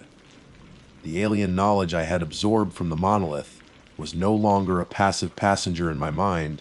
It had become an active filter, corrupting my senses. As I crashed through the undergrowth, my vision would flicker. For a terrifying instant, I would not see the pine trees and granite boulders of the annex, but the star, charts from the monolith. Glowing purple lines of gravitational force would superimpose themselves over the landscape, showing pathways not through the woods, but between celestial bodies. I would see a familiar, looking oak tree, but my mind would scream that it was a nexus point for a folded space corridor. I couldn't trust my own eyes. The dead zones I had so carefully mapped now became my only hope. I reasoned that if my GPS and compass failed within them, perhaps the beings' senses would too. I veered off my direct course, scrambling down a steep ravine towards a large zone I had noted a week prior. The pursuit was relentless. I never heard them. There were no snapping twigs, no rustling leaves. But every time I risked a glance over my shoulder, they were closer. Sometimes there would be two. Sometimes one. Sometimes all three, arranged in a new, perfect triangular formation that blocked a path I had been about to take. They were not chasing me, they were hurting me. I stumbled into the dead zone, my breath sobbing in my lungs. The oppressive sense of being watched lessened, just for a moment. The alien star, charts in my vision faded, leaving only the familiar, terrifying woods. There was a flicker of hope.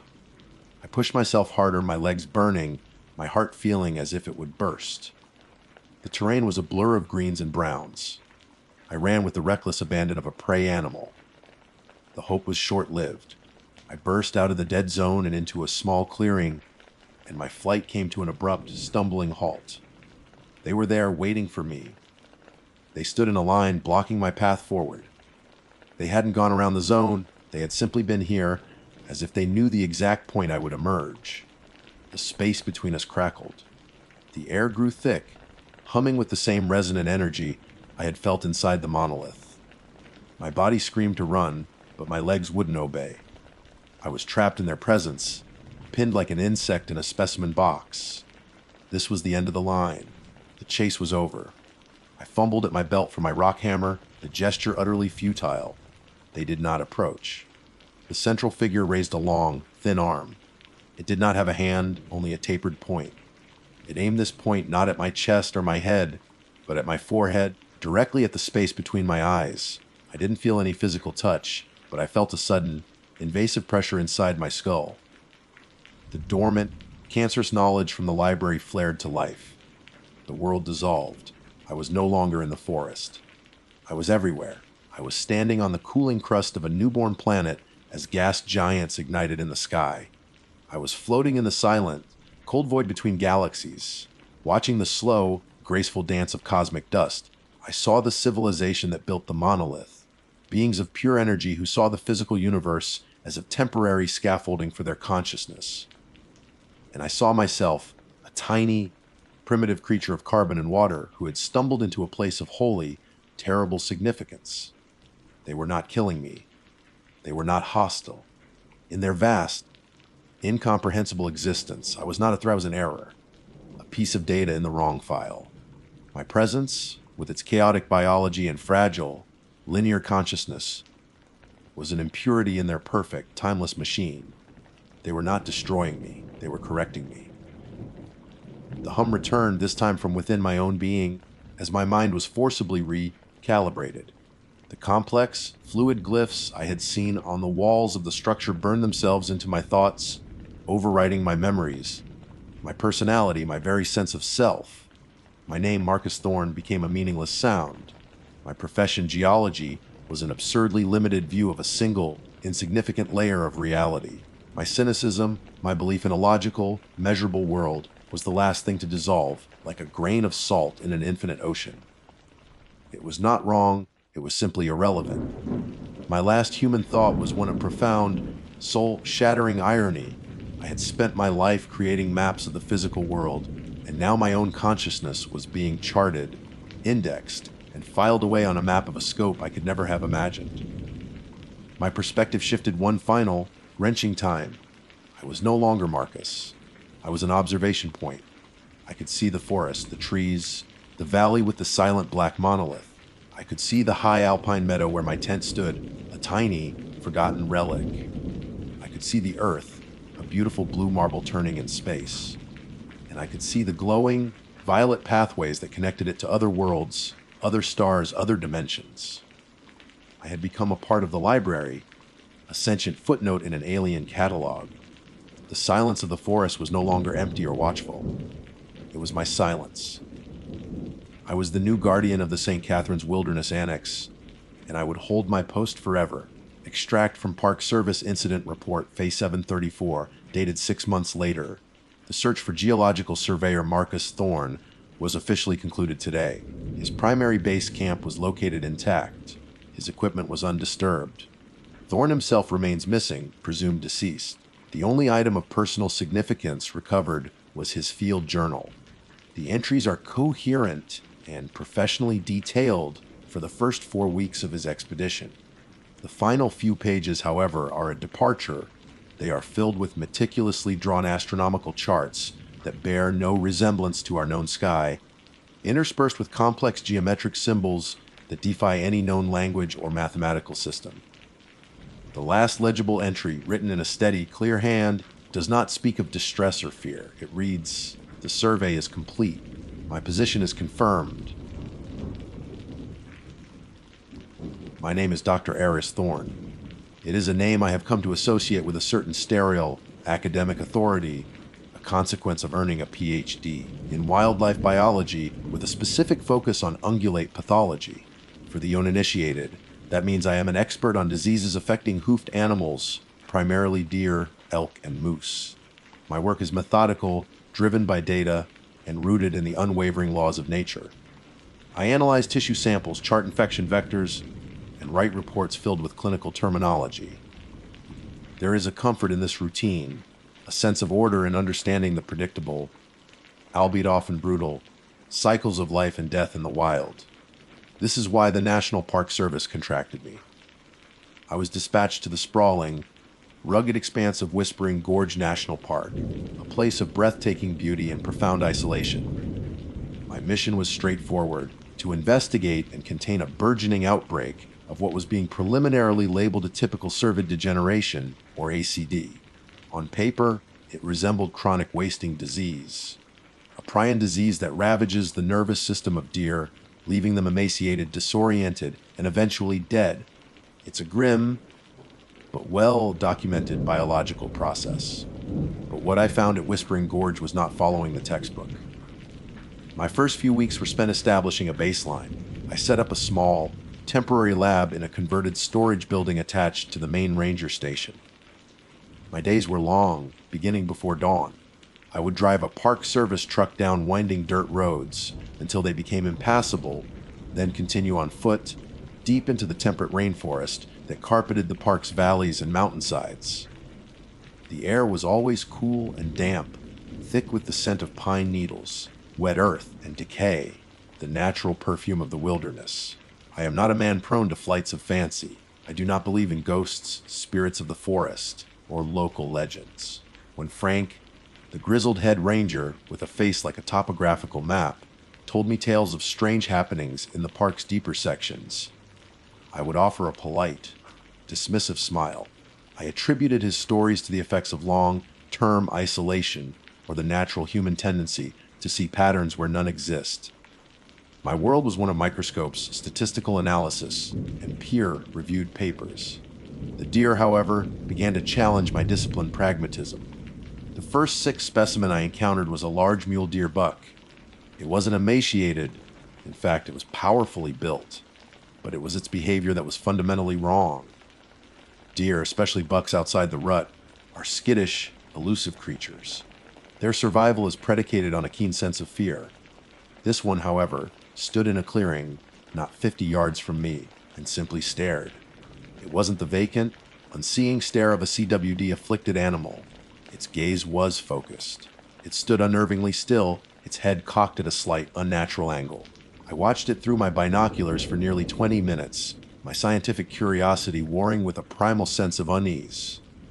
Then, it did something that made the hairs on my arms stand on end. It lifted one foreleg and scraped its hoof against a large, moss-covered boulder. It wasn't a random scrape. It was a slow, deliberate, rhythmic sound that echoed through the silent forest. Scrape, pause, scrape, pause, scrape. It was a sound devoid of any biological purpose I could identify. Finally, without ever breaking its stare, it turned and vanished silently into the dense undergrowth. I documented the encounter in my notes, labeling it anomalous territorial marking. It was a weak, insufficient explanation, and I knew it. Over the next few days, the reports from rangers grew more frequent and more bizarre.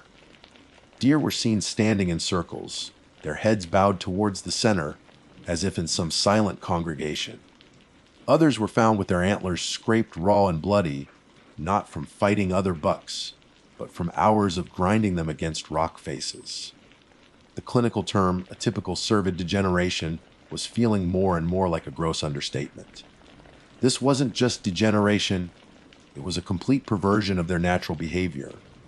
It was during a morning briefing that the first mention of a missing person occurred. A solo hiker, an experienced young man named Julian Hayes, had failed to check in. His car was still at the trailhead, and his planned route would have taken him deep into the sector where I had observed the highest concentration of ACD symptoms. Frank and the other rangers launched a search and rescue operation immediately. To me, at the time, it was a separate, tragic, but unrelated event. Hikers go missing. It's a statistical reality in a park this size. My focus remained on the deer. My duty was to the ecosystem, not to the recreationalists who sometimes fell victim to it. That was my clinical detachment at work, a wall I had built to keep emotion from interfering with my research. That wall began to crack 3 days into the search. I was tracking a specific doe I had tagged, one that had shown advanced behavioral symptoms. Her tracker led me far off the marked trails into a part of the gorge so dense with ancient hemlocks and ferns that the sunlight struggled to reach the forest floor. The air was cold, and the silence was absolute. I found the doe's tracker, but not on the doe. It had been cut off, the thick nylon collar sliced cleanly as if with a razor-sharp blade. It lay on a bed of damp moss. A few feet away, I found the doe herself. The sight stopped me cold, my breath catching in my throat. I've performed hundreds of necropsies in my career. I have seen death by predation, disease, and accident. I am not easily shocked. But this was unlike anything I had ever witnessed. The doe was not mauled. She was arranged. Her body was contorted, her limbs bent at angles that suggested every major bone had been snapped. But the most horrifying detail was her rib cage. It had been broken and splayed outwards, not inwards from an external force, but outwards, as if something had burst from within her chest. There was surprisingly little blood. It was a scene of grotesque biological impossibility. My scientific mind raced, trying to find a rational explanation. A fall from a great height. No, the trees were too dense, and the ground was soft. A rock slide. Impossible here. No predator kills with such bizarre geometric precision. As I circled the body, my boots sinking into the soft soil, my flashlight beam caught a glint of color that didn't belong. Tangled in the roots of a nearby fern was a small piece of bright blue, ripstop nylon. It was torn, ragged at the edges, clearly a piece of high, performance outdoor gear. It looked exactly like a piece of the jacket Julian Hayes had been described as wearing. My heart hammered against my ribs. The two events, the sick deer and the missing hiker, were not separate. They were connected. And I was standing at the epicenter of that connection. The detached observer was gone, replaced by a man suddenly aware of how deep in the wilderness he truly was. That's when I heard it. From the oppressive silence of the deep woods, a sound drifted towards me.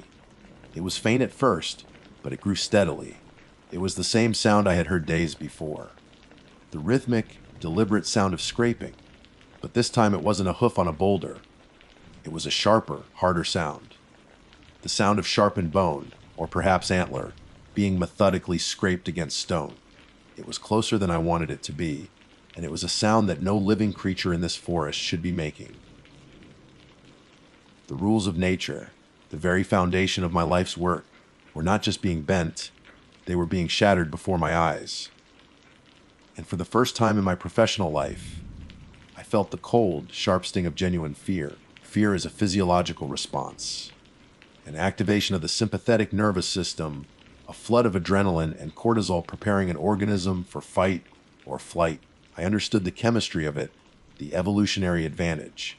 But understanding fear and experiencing it are two vastly different things. In that moment, standing in the gloaming of the deep woods with the sound of bone scraping on rock echoing around me, the academic knowledge offered no comfort. My body chose flight. I didn't run. Running in the woods, especially off trail, is a good way to get killed. I backed away slowly, deliberately, my eyes scanning the impenetrable shadows between the ancient trees. My magnum caliber sidearm, usually a comforting weight on my hip, felt like a child's toy against whatever was out there. The scraping sound didn't follow me, but it didn't stop either. It remained fixed in its location, a territorial beacon of pure malice. It was a sound that said, "I am here. This is my place now." It continued its rhythmic, grating work until I was far enough away that the sound was finally swallowed by the oppressive silence of the forest. The trek back to my truck was a blur of heightened senses. Every snapping twig, every rustle of leaves was a potential threat. The familiar forest had transformed into an alien landscape. My mind, usually a fortress of logic, was besieged by possibilities, each more terrifying than the last. When I finally reached the ranger station, the artificial glow of the electric lights felt like a sanctuary. Frank was in the communications room, a look of deep concern etched onto his face. The search for Julian Hayes had yielded nothing but more disturbing signs, strange, deep gouges in trees, and several other deer carcasses, all displaying the same grotesque, arranged state as the one I had found. I placed the small, torn piece of blue nylon on his desk, sealed in an evidence bag. "I found this near one of the victims," I said, my voice hoarse. A duh. The state of the body was... I couldn't find the words. Frank picked up the bag, his knuckles white. "This matches the gear list for Hayes," he said grimly. He looked at me, his eyes tired but sharp. "Thorne, I've been working in this park for 30 years. I've seen mountain lions make a mess of a kill. I've seen bears. This isn't that. You said the collar on your tagged deer was cut clean off." I nodded, my throat tight, like a scalpel. "No animal does that," he said, his voice dropping to a low rumble. "And no animal breaks a deer's ribs from the inside out." He leaned back, the chair groaning in protest. The old-timers, the ones who lived here before it was a park, they had stories. They said there are places in this gorge you don't go. Places where the earth is sick. They said it gets into the animals, changes them, makes them wrong. The scientist in me, the man who had dismissed Frank's stories just weeks ago, was silent. The evidence I had seen with my own eyes was forcing me to consider hypotheses I would have previously labeled as delusional. That night, I couldn't sleep. I locked myself in my makeshift lab and worked. I needed data. I needed something quantifiable to fight the encroaching dread. I put the tissue samples from an earlier, more conventional ACD victim under the microscope. What I saw made no sense. It wasn't a prion disease. The proteins weren't misfolded in the way CWD presents. The cells themselves, it looked as if their very structure was being rewritten. Tiny crystalline formations, almost geometric in shape, were embedded in the neurons. They pulsed with a faint, rhythmic light under the microscope's illumination, a soft, sickly green. It was impossible. Biological life doesn't form perfect, geometric crystals. It was as if some alien mineral-based life form was colonizing the host's nervous system. This wasn't a disease. It was an invasion. The next 48 hours were a descent into a waking nightmare. 2 of the search. And rescue rangers reported deer actively stalking them, not with aggression, but with a terrifying, coordinated intelligence. The animals would appear on ridges, silhouetted against the sky, simply watching. They moved in parallel to the search parties, staying just out of sight, their presence a constant, unnerving pressure. The park was officially closed to the public under the pretense of a wildfire risk. The truth was far worse. My new hypothesis was terrifying. The aberrant behavior wasn't a symptom of the sickness. It was the purpose of it. The scraping, the arranging of bodies, the silent gatherings. It was all part of something. The crystalline structures were not just killing the deer. They were hijacking them, turning them into biological puppets for some unknown, unknowable purpose. And the catalyst, the transmission vector, it had to be environmental. Something in the soil, the water, a specific plant in that deep, isolated sector of the park. And Julian Hayes had walked right into the middle of it. I knew I had to go back. The thought filled me with a cold, liquid dread, but my entire being, my scientific soul, screamed for answers. I couldn't get the image of the doe out of my head. The splayed ribcage, the impossibly broken limbs. It was a message. I had to know who or what had sent it. I spent a day preparing. I packed a high-powered rifle in addition to my sidearm, extra batteries for my GPS and flashlight, and a field kit for collecting environmental samples. Frank insisted I take one of the senior rangers, a quiet, capable man named Marcus, with me. I didn't argue. The thought of going back there alone was unbearable. We set out at dawn, the air crisp and cold. The forest was unnervingly silent.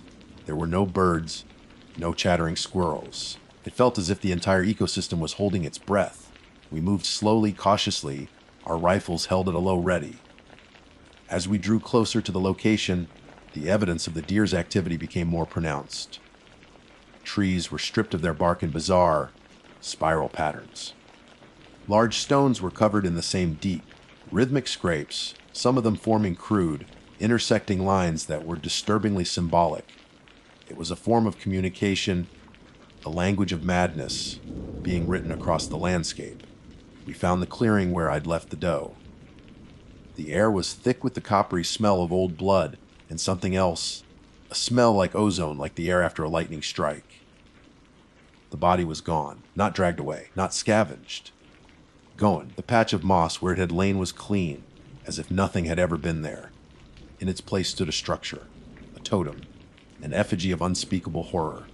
It stood nearly 7 feet tall, a grotesque assemblage of branches, vines, and bone, all woven together with a horrifying precision. Deer bones, splintered and sharp, formed the main structure, and woven into it, crucified upon it, were the remains of Julian Hayes' gear, his backpack ripped to shreds, his sleeping bag, and his bright blue jacket, stretched taut across the center of the blasphemous sculpture like a human torso.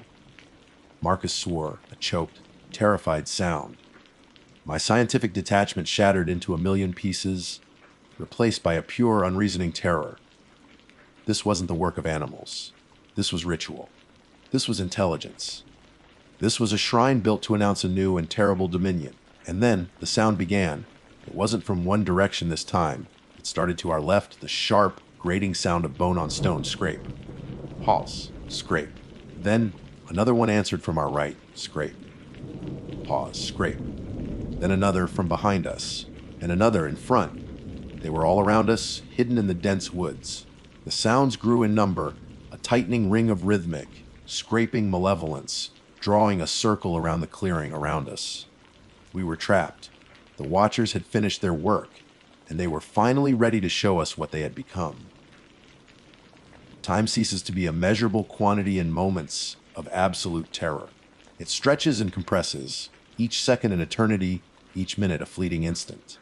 For how long Marcus and I stood back in that clearing, trapped within a tightening symphony of scraping bone, I cannot say.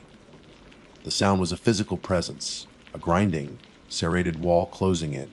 My rifle felt slick with sweat in my hands. The world had shrunk to the space occupied by that hideous totem, and the two of us, the last representatives of the natural order in a place where nature had been overthrown. Then they emerged. They stepped out from between the ancient trees not as a herd, but as an army. They were deer, yes, but only in the way a marionette is a man. The elegant grace of their species was gone, replaced by a stiff, joint-popping gait. Their heads were held at unnatural angles, and their eyes, dear God, their eyes. They glowed with the same sickly, soft green light I had seen in the neurons under my microscope. It was a cold, internal luminescence, the light of a biochemical reaction that had no place on Earth. Their antlers were no longer tools for running battles. They had been sharpened to needle points against the rocks, stained with a dark, oily substance. They were weapons. Marcus let out a strangled cry beside me. Thorn, what are they? They're puppets. I whispered, the word tasting like ash in my mouth. Something is controlling them. The deer didn't charge. They advanced. Slowly, deliberately, they tightened the circle, their glowing green eyes fixed on us. The scraping stopped. In its place came a new sound, a low, guttural hum that seemed to emanate from all of them at once, a collective vibration that I could feel in the fillings of my teeth. It was the sound of the hive mind, the alien intelligence that had turned this forest into its personal laboratory. Don't let them surround us completely. I yelled, my voice cracking. Fire at the largest ones.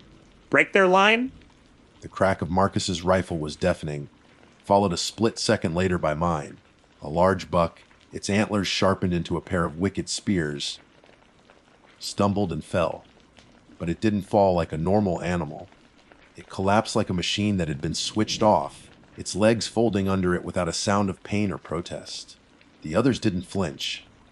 They simply flowed around their fallen comrade, the circle tightening, the humming growing louder. We fired again and again, the thunder of our rifles a desperate drum beat against the encroaching silence. For every one that fell, two more seemed to step forward to take its place. They weren't trying to overwhelm us with speed, but with relentless, inexorable pressure. They were hurting us, forcing us back against the grotesque totem of bone and Julian Hayes' clothing. It was then that I saw it. Through a gap in the encroaching line of green-eyed horrors, I saw their master. It stood at the far edge of the clearing, partially obscured by the trunk of a massive hemlock. It had once been a stag, perhaps the largest I had ever seen. But it was a stag no longer. It was the epicenter of the sickness, the source of the crystalline plague. Its body was grotesquely swollen, its hide split in places, not with flesh beneath, but with pulsing, crystalline green structures that seemed to have burst from within. Its antlers were immense, but they were no longer made of bone. They were jagged, translucent green crystals, glowing with the same internal light as the eyes of its minions. Entangled in those crystalline antlers, like some horrific decoration, was a human spinal column, picked clean and white. It wasn't just controlling the deer. It had assimilated Julian Hayes. The clean cuts, the splayed ribcage, it wasn't a predator's work. It was a harvest. The entity had taken him apart, piece by piece, learning the secrets of his biology, his gear, his very being. As I stared, frozen in horror, the creature lifted its massive head. Its eyes were not just glowing, they were burning with a terrifying, focused intelligence. It opened its mouth, and a sound came out that was not animal, but something far worse. It was a perfect, digital mimicry of a human voice, a distorted recording from a mind it had dissected. Is anyone out there? It crackled, the voice of Julian Hayes from a lost radio transmission. I'm lost, something is wrong. Marcus screamed, a raw, ragged sound of a mind breaking. He emptied his rifle in a blind panic towards the stag thing. The bullets sparked off its crystalline antlers, having no effect. In that moment of distraction, the circle broke. One of the puppets, a doe with its forelegs ending in sharpened, splintered bone, lunged. It didn't go for me. It went for Marcus. He wasn't fast enough. The sharpened bone drove deep into his thigh. He crumpled to the ground, his rifle clattering on the moss. The logic of my training, of my entire life, was gone. All that was left was the primal command I had felt days earlier: flight. Marcus! I screamed, grabbing his arm. But he was already being swarmed, the green-eyed deer descending upon him not with teeth, but with their sharpened antlers and hooves, their movements precise and methodical. They weren't eating him. They were deconstructing him. A wave of pure, chemical adrenaline surged through me. I turned and ran. I ran from the totem, from the circle of monsters, from the sight of what was happening to Marcus. I ran from the crystalline stag and the sound of its stolen voice, mocking the last moments of a dead man. Something sharp sliced across my back, tearing through my pack and jacket, sending a searing line of fire across my shoulder blade. I didn't look back. I crashed through the undergrowth, branches whipping at my face. Behind me, I could hear them coming, their stiff-legged, rhythmic pursuit a terrifying cadence of death. My mind raced, fueled by terror. My sample kit. I had packed flares, high-intensity magnesium flares for signaling. Without breaking stride, I tore at my ruined pack, my fingers finding the cool, metal cylinder of a flare. I didn't know if it would work, but it was all I had. I ripped off the cap, struck the igniter, and threw it behind me. The forest erupted in a blinding, actinic white light, so brilliant it felt like the sun had detonated in the undergrowth. The humming stopped. It was replaced by a sound of screeching, a high-pitched, agonized shriek that was part animal, part shattering crystal. I risked a glance over my shoulder. The deer were reeling back, their glowing green eyes blinking and fading, their bodies spasming as if the connection to their master had been severed by the intense light. The alien life form, born in the darkness of the deep woods, could not stand the sun. I didn't wait to see more. I scrambled, clawed, and fell my way through the forest, driven by a single, desperate need for survival. I ran until my lungs burned and my wounded back screamed in agony, until the sounds of the forest began to return. The tentative chirp of a bird, the rustle of a squirrel. Sounds of a world that didn't know the horror it was bordering. I am the only one who came back from Whispering Gorge. The official report is a work of fiction. Marcus and Julian Hayes were listed as victims of an aggressive, unidentifiable bear, which was subsequently tracked and eliminated. I signed off on it. My own research notes, the microscope slides, with their impossible crystalline structures, the photos of the totem.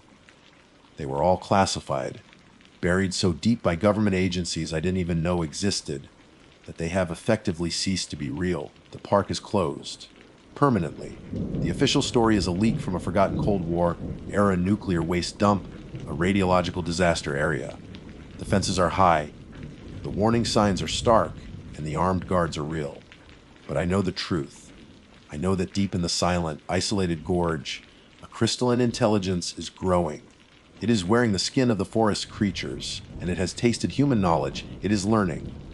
The wall they built is not a quarantine. It's a cage. And I lie awake every night, listening to the silence, wondering what will happen on the day it finally learns how to open the door. My name is Supervising Ranger Thompson. For 28 years, I've worn the uniform of the National Park Service. I've seen wildfires that have turned thousands of acres into a blackened moonscape. I've pulled tourists out of canyons they had no business being in, and I've tranquilized more bears than I can count. I've seen nature in all its majestic, unforgiving glory. But in all my time, I've never encountered anything like the events surrounding the disappearance of Caleb Martinez. This isn't a story with a neat resolution. It isn't a cautionary tale about respecting the wilderness, though you certainly should. This is a story about something else, something that lives in the deep woods, in the places the trails don't go and the sunlight doesn't touch. It's a story that the official reports will never tell you.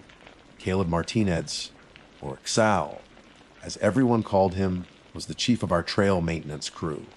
He was 35, built like a welterweight boxer, with a sun, cured face, and hands as tough as old leather. If our park was a living body, Cal was its vascular system. He knew its veins and arteries, the official trails, the game trails, the forgotten logging roads, the seasonal creek beds, better than any man alive. He didn't just walk the trails, he felt them. He could tell you by the feel of the earth under his boots if a new spring had bubbled up or if a section of path was about to give way. His sense of direction was legendary, a source of both immense pride and, as we would learn, a fatal degree of overconfidence. He carried a GPS as per regulations, but for him, it was mostly a formality, a paperweight in his pack. He often joked that he was the park's original GPS, geared up, ponderosa smelling. Cal, the day he vanished started like any other Tuesday in late September. The air was beginning to carry that crisp autumn edge, and the aspens in the high country were just starting to burnish into their brilliant gold. It's a magical time in the park, but also a deceptive one. The weather can turn on a dime, and the shortening days can catch even experienced hikers off guard. Cal's task for the day was routine, almost mind, numbingly so for a man of his skill. He was heading up the North Ridge Trail, a moderately strenuous 7-mile loop, to do a final check on a few water bars his crew had installed before the first heavy rains were expected. It was a one-man job, simple reconnaissance. He checked out a truck and a radio from Motor Pool, signed the logbook, and headed out just after sunrise. The last time I saw him, he was leaning against the ranger station, sipping coffee from a dented thermos. "Just a quick jaunt, Thompson," he said with his usual easy grin. "I'll be back in time to steal your leftover donuts from the break room. Just make sure you radio in at the summit, Cal," I said, a standard reminder. He tapped the radio clip to his shoulder strap. "You got it, boss. Cal Martinez over and out." He gave a mock salute and headed for his truck, the picture of casual confidence. The first inkling that something was wrong came around 3:00 p.m. Cal was scheduled to check in by 1:00 p.m. from the North Ridge summit. Missing a radio check-in wasn't unheard of. Dead zones, a faulty battery, getting engrossed in your work. It happens. But it wasn't like Cal. He was meticulous about procedure, a trait that made him an excellent crew chief. When 3:00 p.m. rolled around with no word, a knot of unease began to tighten in my stomach. I tried raising him on the radio. "Ranger station to Cal Martinez, come in." "Cal." Only the soft hiss of static answered. I tried again on the county sheriff's channel, which had a stronger repeater. Nothing. By 4:00 p.m., we officially shifted from overdue to search and rescue. It still felt like a drill. This was Cal Martinez, the man who once navigated 20 miles back to base in a blizzard, using nothing but the direction of the wind and the feel of the bark on the trees. The idea of him being lost was absurd. We figured he'd had an accident, a twisted ankle, a fall, something mundane. I organized the initial hasty team. It consisted of myself, 2 other senior rangers, and our best search dog, a bloodhound named Sadie. We drove Cal's designated route to the North Ridge trailhead. His truck was there, locked, parked neatly in its spot. The sight of it, sitting there so normally under the afternoon sun, was deeply unsettling. It was a silent testament that he had started his journey, but hadn't finished it. We started up the trail, a place I'd hiked 100 times. But this time it felt different. The familiar woods seemed to watch us, the silence heavier than usual. Sadie was cast, given the scent from a work glove left on the passenger seat of Cal's truck. She immediately took the trail, her tail wagging, her big nose to the ground. For the first 2 miles, it was a textbook search. We moved quickly, our eyes scanning for any sign, a broken branch, a scuff mark, a dropped piece of gear. About 3 miles in, Sadie stopped. She was at the base of a massive granite rock face, a well-known landmark called the Sentinel. The trail curved sharply around its base. But Sadie wasn't pointing along the trail. She was pointing straight up at an almost imperceptible game trail that snaked up the side of the rock. It was a known shortcut, but a treacherous one. It shaved off maybe half a mile, but involved a steep, difficult scramble. It wasn't a path his crew was assigned to maintain, and it wasn't one he should have been taking on a simple recon mission. Why would he go this way? One of the younger rangers, a kid named Peters, asked, breathing heavily. "Saving time." I grunted, though I didn't believe it. The time saved would be negligible, and the risk was unnecessary. It was a show of confidence. Classic Cal.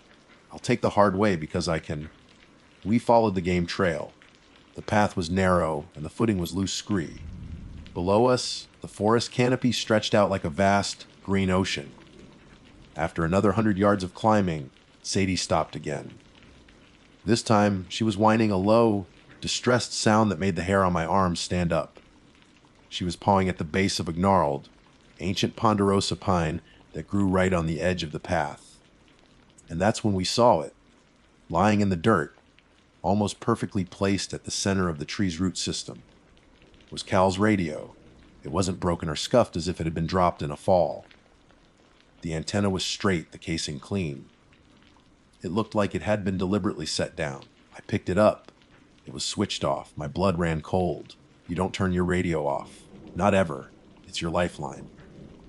Turning it off is a conscious choice. Why would Cal, a man who preached safety and procedure to his crew every single day, carefully place his radio on the ground and switch it off? A sense of dread, thick and suffocating, settled over our small group. The sun was getting low, casting long, distorted shadows that writhed and twisted like living things. The wind picked up, whispering through the pines with a sound that was no longer comforting, but menacing. This was no longer a search for an injured man. I looked at the faces of my fellow rangers, and I saw my own fear reflected back at me. Something was terribly wrong. Cal hadn't just had an accident. Something had happened to him. Something that made him abandon his training, his instincts, his lifeline. And as we stood there in the deepening twilight, a new, terrifying thought took root in my mind. Maybe he didn't turn it off. Maybe something else did. Night falls fast in the mountains, and it fell on us then like a physical weight. One moment, the world was painted in the oranges and purples of twilight. The next, it was gone, swallowed by a deep, starless black. The temperature plummeted. A cold that had nothing to do with the air settled into my bones. We stood there in the beams of our headlamps, the cones of light looking pitifully small and fragile against the immense darkness of the forest. The only sounds were our own ragged breaths and the mournful sigh of the wind through the pines.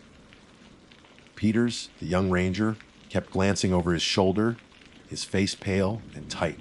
I couldn't blame him. Every shadow seemed to hold a shape. Every rustle of leaves sounded like a footstep. The decision was mine to make, and it was a terrible one. Pushing on meant navigating a treacherous, unmarked trail in the dark, a recipe for another accident. But turning back felt like a betrayal. It felt like leaving Cal to face whatever was out here alone. My training and my responsibility for the men with me won out. "We're pulling back," I said, my voice sounding harsh in the quiet. "We can't risk a night search on this terrain. We'll mark the location of the radio and be back with a full team at first light." No one argued. The trek back down felt twice as long. Sadie, the bloodhound, who was usually eager and pulling at the leash, now stayed right at my heel, her body pressed against my leg, her head low. She knew. Animals always know. The forest that had been my workplace, my sanctuary, for nearly 3 decades, now felt alien and hostile. It felt like we were being watched, not by a curious deer or a hidden mountain lion, but by something ancient and patient, something that had been woken up. Back at the station, the fluorescent lights felt jarringly bright, the sterile environment a world away from the primal fear we'd just experienced on the ridge. The place was buzzing. Word had spread, and the formal search and rescue operation was kicking into high gear. Maps were spread across tables, personnel were being called in from neighboring districts, and a request for helicopter support at dawn was being finalized. I had to debrief the park superintendent, a good man named McGregor who spent most of his time buried in budgets and bureaucracy. I told him the facts Cal was missing. We'd found his truck, and the dog had led us up a game trail. Then came the hard part. "We found his radio Mac," I said, placing the object on the map between us. "Damaged. Fell off his pack," McGregor asked, leaning forward. "No," I said slowly, choosing my words carefully. "It was placed, carefully, at the base of a tree, and it was switched off." McGregor stared at the radio, then at me. I could see the disbelief warring with the trust he had in me as his senior ranger. Switched off. Why in God's name would he do that? I don't know. I admitted, the words tasting like ash. It makes no sense. I left out the part about the feeling in the woods, the oppressive dread, the sense of being watched. How do you put that in an official report? It would sound like I was losing my mind. But I knew, and the other rangers with me knew, that the radio wasn't just a clue, it was a message. And it wasn't from Cal. The next day dawned gray and cold.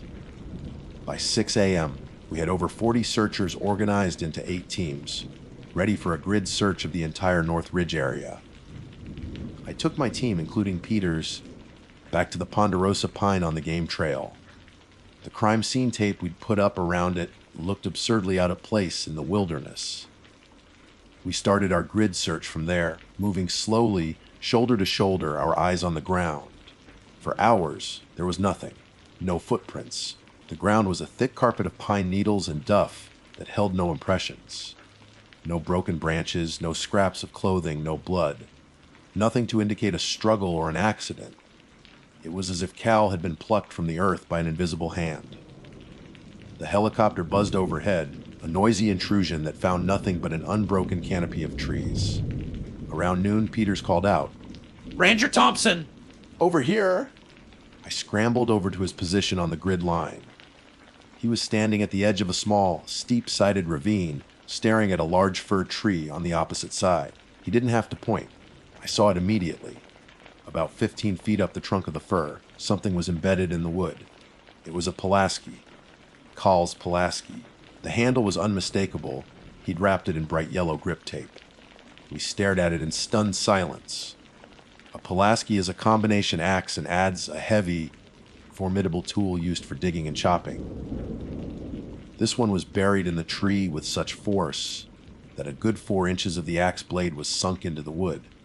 We were at least a quarter mile from where we found the radio in a dense, trackless part of the forest, far from any trail. Getting to it was difficult. We had to rappel down into the ravine and climb the other side. As I got closer, the sheer impossibility of it became clearer. The tool was lodged 15 feet off the ground. There were no branches below it that Cal could have stood on. The bark of the tree was slick with moss, offering no handholds. There was no logical way for him to have gotten up there to swing the axe with such incredible force. It would have required a ladder or climbing gear, neither of which he had. But the most disturbing part was the silence. After the initial shock, an unnatural quiet fell over my team. No one could explain it. We documented it, photographed it from every angle, and then faced the grim task of extracting it. It took 2 of us, pulling and wiggling, to work the blade free. The sound of the metal tearing out of the wood was grotesque. When it came loose, I examined the tree. There was a strange dark, viscous substance smeared around the wound in the bark, something that wasn't sap. It was almost black, and it had a faint coppery, metallic smell. I bagged a sample, my hands shaking slightly. We continued the search, but the discovery of the Pulaski had poisoned the air. The methodical process of the grid search felt like a farce. We weren't looking for a lost hiker anymore. We were moving through someone else's territory, trespassing in a place governed by rules we didn't understand. The dog, Sadie, was useless now. She would follow a line for a few yards, then stop, whining and tucking her tail between her legs, refusing to go further. She would look up at us with her big, sad eyes as if to say, "You don't want to find what you're looking for." The day ended with nothing more. 40 searchers, a helicopter, and our best dog had found only 2 objects, both placed in bizarre, nonsensical ways. As the teams trudged back to the staging area at dusk, their faces were etched with a frustration that was curdling into fear. That night, I stayed late at the station, going over the maps, trying to find a pattern, a shred of logic. There was none. At around 11 p.m., I was alone in the comms room, the only light coming from the equipment. The radios were all on, humming with low-level static, a sound that is usually a comfort to me. Suddenly, a burst of static erupted from one of the speakers. The park's main channel, the one we'd been using for the search. It crackled loudly for a second, then went silent. I leaned forward, assuming it was an atmospheric anomaly, and then a sound came through the speaker. It was faint, garbled, and it lasted only a few seconds, but it was clear enough to make every nerve in my body scream. It was a voice, or something that was trying to be a voice.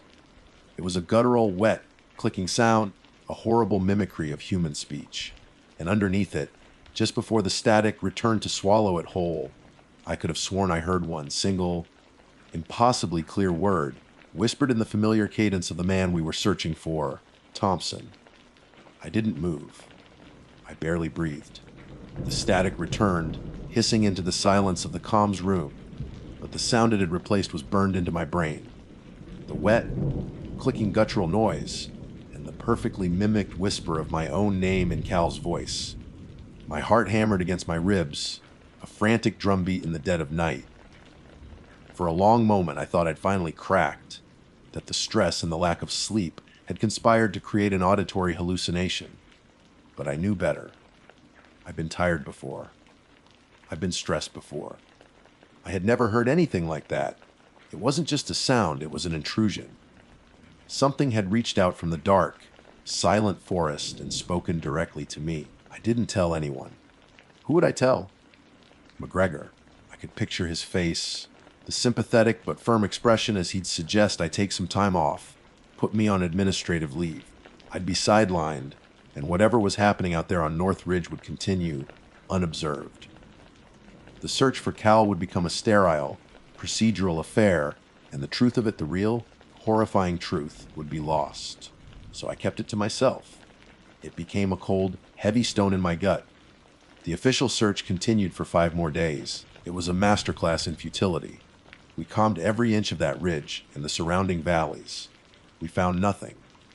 Not a single boot print, not a dropped granola bar wrapper, not a thread from his clothing. It was a clean, surgical removal from the face of the earth. The morale of the search teams evaporated. The initial determination was replaced by a quiet, pervasive dread.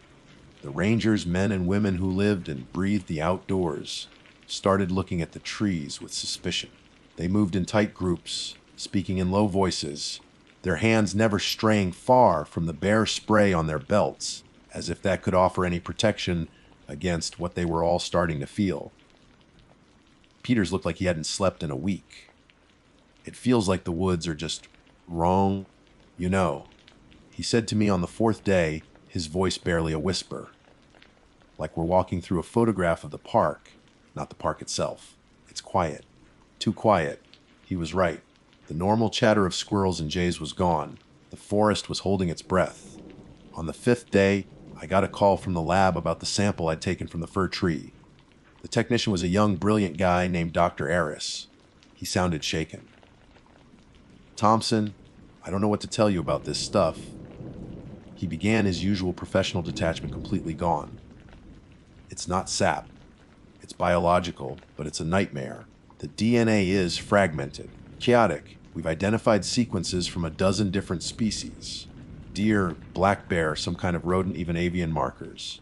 And human. I gripped the phone tighter. Human? Yeah, Aries said, his voice dropping. But it's all scrambled, degraded, mixed together. It's like a genetic soup. And there's more. There are protein structures we've never seen before, and DNA sequences that don't match anything in any database on Earth. I'm telling you, this stuff isn't from around here. Whatever ear is. Officially, my report will state that the sample was contaminated and the results are inconclusive. Unofficially, Thompson, stay away from wherever you found this. On day 7, with the storm front moving in and no new leads in nearly a week, McGregor made the call.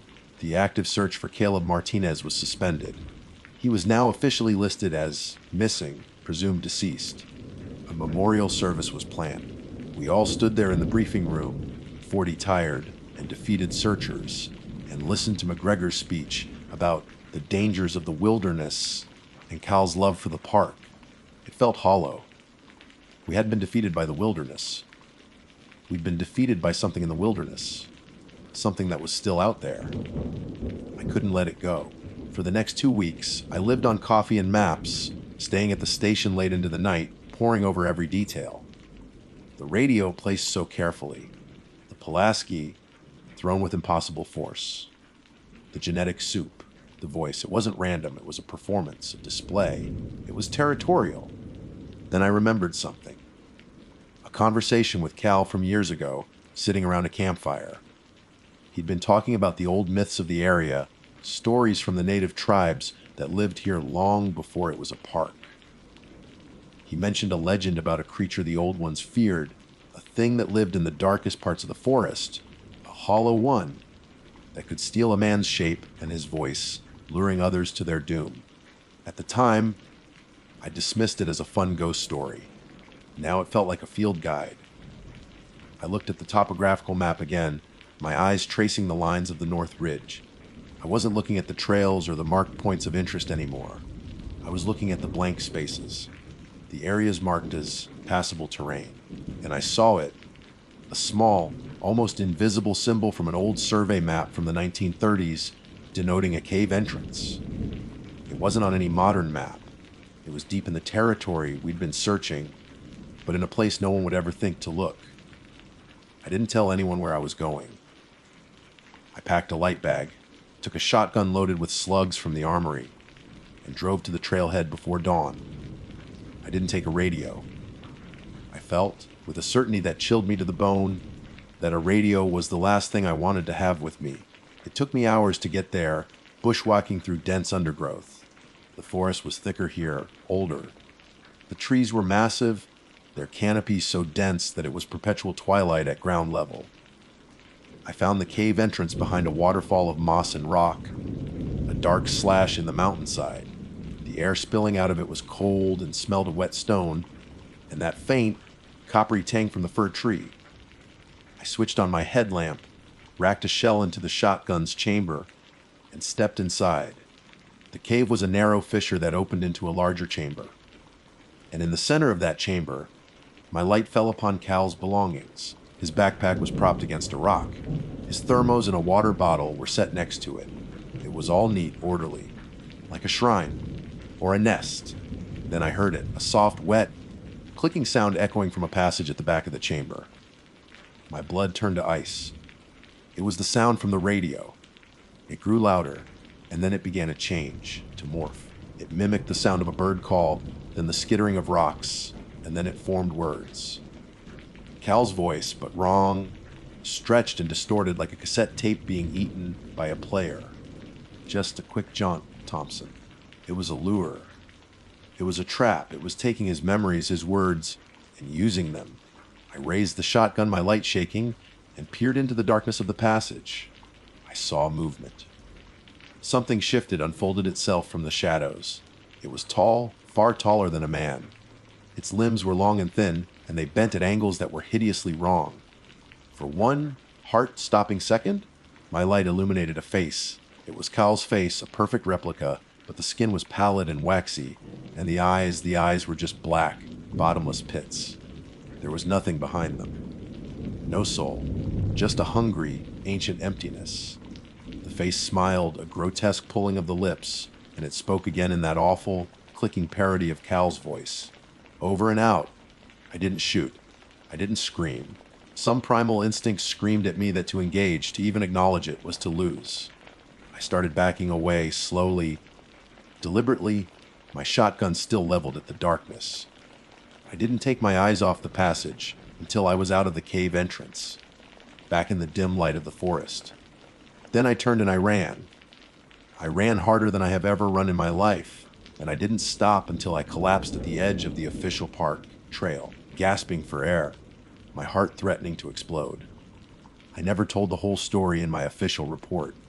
I said I'd found a cave that showed signs of a mountain lion den, and that Cal had likely been attacked and dragged off. It closed the case. His family could have some semblance of peace. But I know the truth. Cal wasn't killed by a mountain lion. He was harvested. He became a new set of tools for something that has lived in those woods for longer than the trees themselves. I retired 6 months later. I couldn't look at the mountains the same way again. I live in a town 1,000 miles from there now, but sometimes, on nights when the wind is blowing just right, I think I can hear it. A faint, wet, clicking sound carried on the breeze. It knows my name, and it's patient. My name is Caleb Thorne, and for 15 years, I've been a senior park ranger at Whispering Peaks National Park. It's a job that sounds idyllic to most people. Pristine wilderness, majestic mountains, the quiet solitude of nature. and for the most part it is. But there's another side to this wilderness, a side that doesn't make it into the brochures. It's a place of unforgiving terrain, sudden, violent weather, and a profound, ancient emptiness that can swallow a person whole. I've led more search and rescue operations than I can count. Most end with relief: a hiker with a twisted ankle, a family who took a wrong turn. Some end with grim but understandable tragedy. But the disappearance of Dr. Maya Singh was different. It was the one case that settled deep in my bones, a cold, persistent dread that lingers to this day. The call came in on a Tuesday morning in late October. The air was crisp, and the aspens had already shed their golden leaves, leaving skeletal branches reaching for a steel gray sky. It was from the archaeology department at a state university. Dr. Maya Singh was overdue. She'd gone out on a solo research expedition 2 weeks prior to study a series of petroglyph sites in the park's most remote sector, a notoriously rugged area we call the Goliath's Maw. Her permit was for 10 days. She was now 4 days late checking in, and she wasn't answering her satellite phone. This wasn't an immediate cause for full-blown panic. Researchers, especially ones as experienced as Dr. Singh, often lose track of time, engrossed in their work. A dead battery, a broken device. There were a dozen rational explanations. Still, protocol is protocol. I took my junior ranger, a capable but still green kid named Ben Carter, and we drove the 2 hours out to the trailhead that marked the edge of civilization. Her truck was there, a dusty Ford Ranger parked neatly under the shade of a massive ponderosa pine. It was locked. Looking through the window, we could see a sleeping bag and some spare clothes on the passenger seat. Everything looked orderly, normal. It was the truck of someone who fully intended to come back. Looks like she just walked right in, Ben said, his breath fogging in the cold air. That's the idea, Ben, I replied, pulling on my heavy pack. Let's hope she just walked right out, too. The trail into the Goliath's Maw is not a trail for tourists. It's a faint deer path that winds through dense, thorny underbrush and over treacherous scree fields. It's a 20-mile hike to the general area of her research site, a network of caves etched into a massive limestone cliff face. We made camp the first night, the silence of the woods absolute and heavy. By late afternoon the next day, we found her base camp. It was as orderly as her truck. A high-quality, 4-season tent was pitched expertly. Inside, her sleeping bag was rolled up, a small stove, a few dehydrated meal packets, and research papers weighted down by rocks were arranged on a ground tarp. She was a professional. This was the camp of a person in complete control. The only thing that felt off was a small, leather-bound journal left open on top of her gear. A passage was circled in red ink. My eyes scanned the neat, academic script. Site 3, the Weeping Wall. The petroglyphs here are unlike any I've encountered. The typical depictions of hunting parties and celestial events are absent. Instead, the primary motif is a recurring spiral, almost vortex-like. The figures depicted around it are not celebrating or hunting. They are contorted, their limbs elongated, their faces, if they can be called faces, are etched with what can only be described as expressions of extreme anguish. The local tribal legends the archives dismissed as folklore speak of this place. They call it the place where the rock eats. A primitive interpretation, of course. I believe it depicts a cosmological event, perhaps a supernova, and the figures represent the terror of a pre-scientific people. I must get a closer look. The main cave system beckons. The rock eats. Creepy? Ben muttered, reading over my shoulder. I didn't answer. I'd heard the stories from the old-timers and the local tribal elders. They didn't come here. They considered the Goliath's Maw to be taboo ground, a place of bad medicine.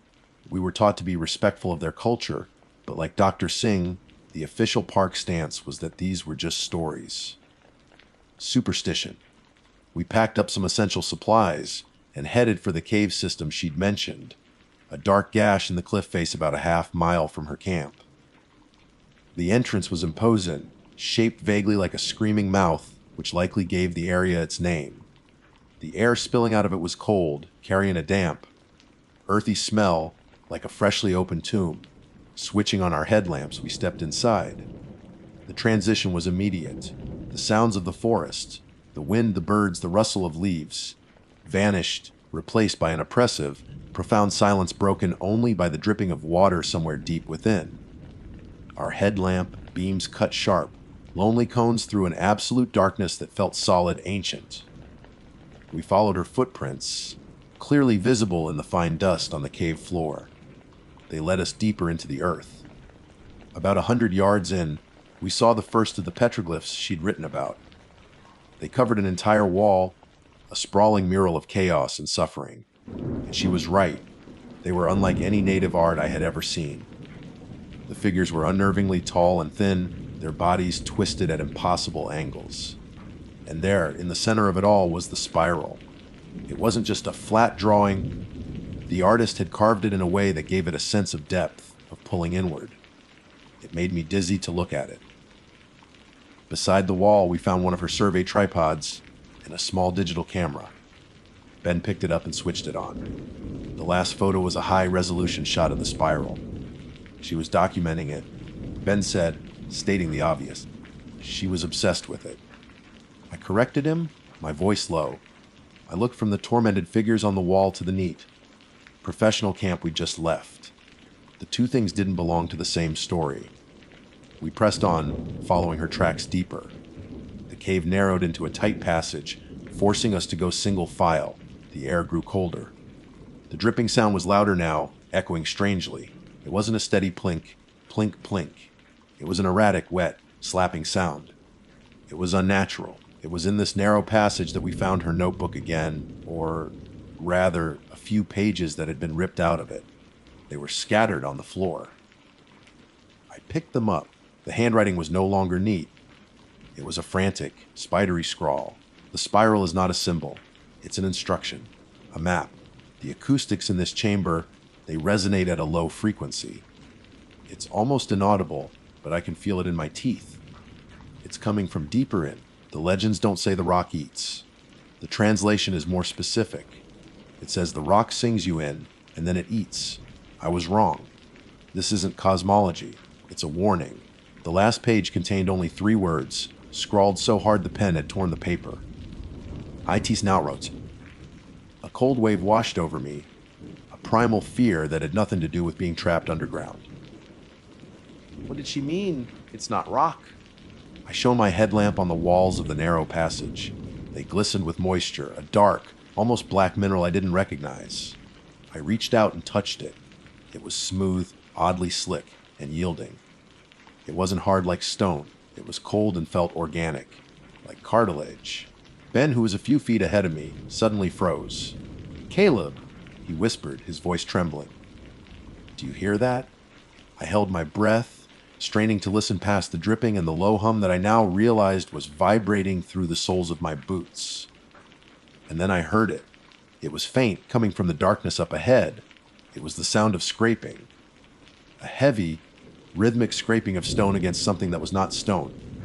And woven into it, another sound high-pitched and thin. A sound that, for one terrifying moment, I thought was the wind. But there is no wind deep beneath the earth. It was a woman's voice, and it was humming a tuneless, hypnotic melody. For a park ranger, fear is a tool. It's a low-level hum that keeps you sharp, stops you from stepping on a loose rock or getting too close to a rutting elk. But this was different. The sound that reached us in that suffocating darkness was not a tool, it was a poison. It bypassed all my training, all my years of cultivated calm, and found a direct line to a primal, reptilian part of my brain that screamed one word wrong. Ben was paralyzed. I could see his knuckles were white where he gripped his pack strap. His headlamp beam trembled, dancing across the slick, organic-looking walls. "Caleb, what is that?" He stammered, his voice a dry rasp. "That's what we're here to find out," I said, my own voice sounding steadier than I felt. My heart was a frantic drum against my ribs. The humming melody was hypnotic, a siren song echoing in a place that should have been silent as a grave. The scraping sound was its percussion, a grating counterpoint that made my teeth ache. Every instinct screamed at me to turn back, to run for the distant pinprick of daylight and never look back. But Maya Singh's footprints led forward, not back, and she was humming. I put a hand on Ben's shoulder. Stay behind me. Don't touch the walls. He just nodded, his eyes wide. I unclipped the heavy-duty flashlight from my belt, its powerful beam a far more potent weapon against the darkness than my headlamp. I took a deep breath, the cold, damp air filling my lungs with the scent of wet soil and something else, something faintly metallic and sweet like old blood. Then I moved forward. The narrow passage continued for another 50 feet before opening into a vast, cavernous chamber. The sheer scale of it was breathtaking. It was a natural cathedral, the ceiling lost in the oppressive blackness above our heads. And the walls, they weren't just glistening anymore. Here, in this central chamber, they seemed to be actively weeping, covered in a thick, viscous ooze that flowed in slow, dark rivulets down to the floor. The low-frequency vibration we'd felt through our boots was a palpable thrum in the air now, a physical presence that resonated deep in my chest. And in the center of the chamber, on the far wall, was the spiral. It was immense, at least 30 feet in diameter. It wasn't just carved into the wall, it seemed to be a part of it, a geological formation that was both horrifying and mesmerizing. The lines of it pulsed with a faint, internal luminescence, a sickly phosphorescence that shifted between deep purple and a venomous green. It was the source of the hum, the source of the vibration. It felt alive, and at its base, kneeling in the muck, was Dr. Maya Singh. She was facing the wall, her back to us. She was unnervingly still, except for her right arm, which moved with a steady, rhythmic motion. Scrape, scrape, scrape. In her hand was a small rock hammer, the kind geologists use. She was the source of the scraping sound. She was carving into the base of the giant spiral, her head cocked to the side, as if listening intently to the tuneless melody she was humming. It was the same melody the cave was humming. Or perhaps she was just humming along. Dr. Singh, I called out. My voice sounded small and foolish in the enormous space. She didn't react. The scraping continued unwavering. The humming didn't falter. She was skeletal, her research clothing hanging off her frame. Her hair was matted with the same dark ooze that covered the walls.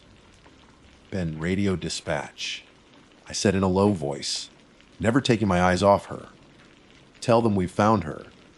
Tell them she's alive, but not responsive. Request immediate medical evac and a support team. Tell them to be cautious. Ben fumbled with the radio on his shoulder, his hands shaking. Dispatch, this is Ranger Carter. We've located the subject. I moved forward slowly, my boots making sucking sounds in the grime on the floor. Maya, I said, raising my voice. Dr. Singh, it's Ranger Thorne. We're here to help you. The scraping stopped. The silence that followed was somehow more terrifying than the noise it replaced. The only sound was the deep, resonant hum of the spiral.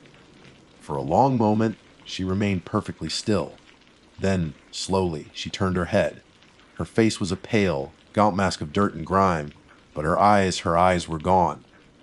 Not in the sense that they were damaged, but that the person behind them was gone. They were wide, unfocused, and fixed on something I couldn't see, and they glowed with the same faint, sickly luminescence as the spiral on the wall. It's not a warning, she whispered, her voice a dry crackle, like autumn leaves skittering across pavement. It was a direct quote from her journal, but the context was utterly changed.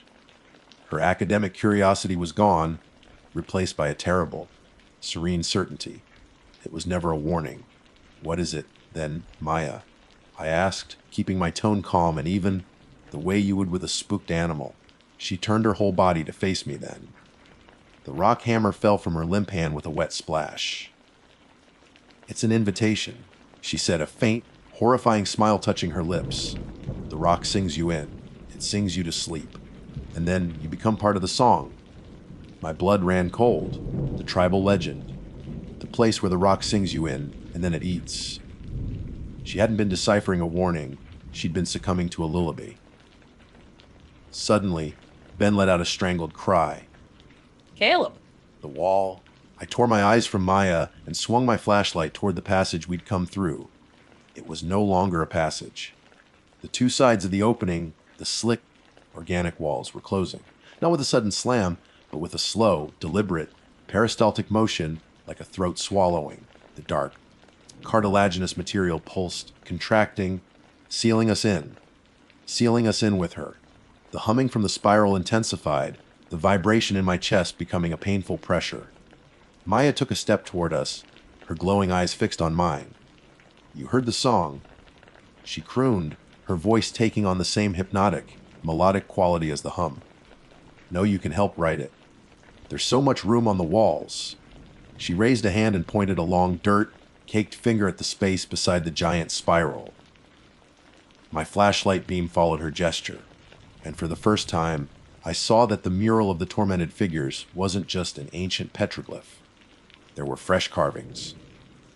Figures that were newer, cleaner, carved with a precision that didn't match the primitive art around them. One of them, a tall, thin figure with its arms outstretched towards the spiral, had a horrifyingly familiar detail. Around its neck was a crudely etched carving of a university ID badge. The rational part of my brain, the part that had been trained for 15 years to assess, plan, and act, simply shut down. It was overloaded by a single, impossible fact: the cave was eating the tunnel. The passage that was our only way out was constricting, the slick walls squeezing together with a wet, grinding sound like a giant esophagus. The beam from my flashlight showed the opening shrink from the size of a doorway to the size of a crawl space in a matter of seconds. In another 10, it would be gone completely. No, no, no! Ben screamed, a raw, animal sound of pure terror. He dropped his radio and scrambled toward the closing aperture, clawing uselessly at the pulsating rock flesh. Panic is a contagion, and I felt it clawing at my own throat. But Maya's voice cut through it, cold and serene. You cannot leave, she said, taking another slow step toward us. Her glowing eyes weren't just unfocused, they were ancient, filled with a terrible, patient hunger. The song has begun. It would be rude to leave before the performance is over. My mind latched onto the one thing that didn't make sense, the one variable I could potentially control. The cave was the monster, but she was its apostle. Ben, get back! I yelled, shoving him away from the ceiling tunnel, just as it closed with a final, wet squelch. We were entombed. The outside world, the gray sky, the rustling leaves, the very concept of safety. It was all gone. There was only the humming, the sickly purple-green glow of the spiral in her. There is no out, Maya crooned as if reading my thoughts. There is only in, deeper in, into the stone, into the song, into the story. She gestured again to the wall, to the mural of the damned. They all came to listen. Prospectors, wanderers, curious fools like me, like you. Now they are the chorus. I raised my heavy flashlight, gripping it like a club. Stay back, Maya. She smiled that terrible, serene smile again. I am not Maya. Maya was the instrument. I am the voice. The instrument is used up. As she said it, a tremor went through her emaciated frame. A low cracking sound like old wood snapping echoed from within her chest. She looked down at her own body with a sense of detached curiosity. The humming intensified, vibrating not just in my chest but in my skull. It felt like my teeth were loosening. Ben was on his hands and knees, clutching his head and moaning. Make it stop, he whimpered. Please, Caleb. Make it stop. He was succumbing to it. The song was a psychic poison, and Ben was drinking it down. I knew, with a certainty that defied logic, that if I didn't do something in the next few seconds, we would both end up kneeling beside Maya, carving our own effigies into the living rock until our bodies gave out. My flashlight beam swept across the cavern, desperate for a weapon, an exit, anything. The ooze on the walls, the pulsating spiral, the fresh carving of the academic with the ID badge. My eyes locked onto the rock hammer lying in the muck where Maya had dropped it. Action. I needed action. That was the only antidote to the fear, to the hypnotic song. I lunged for the hammer, my boots sinking into the viscous floor. I snatched it up. It felt heavy real. A piece of the normal world in this nightmare grotto. The tools are for the art. Maya said, her voice filled with a chiding, motherly tone. "They are not for fighting." She moved toward Ben, who was now rocking back and forth, humming softly along with the cave. He was lost. His eyes were starting to reflect the spiral's fall light. There was no choice. There was no rescue team coming. There was no reasoning with the monster.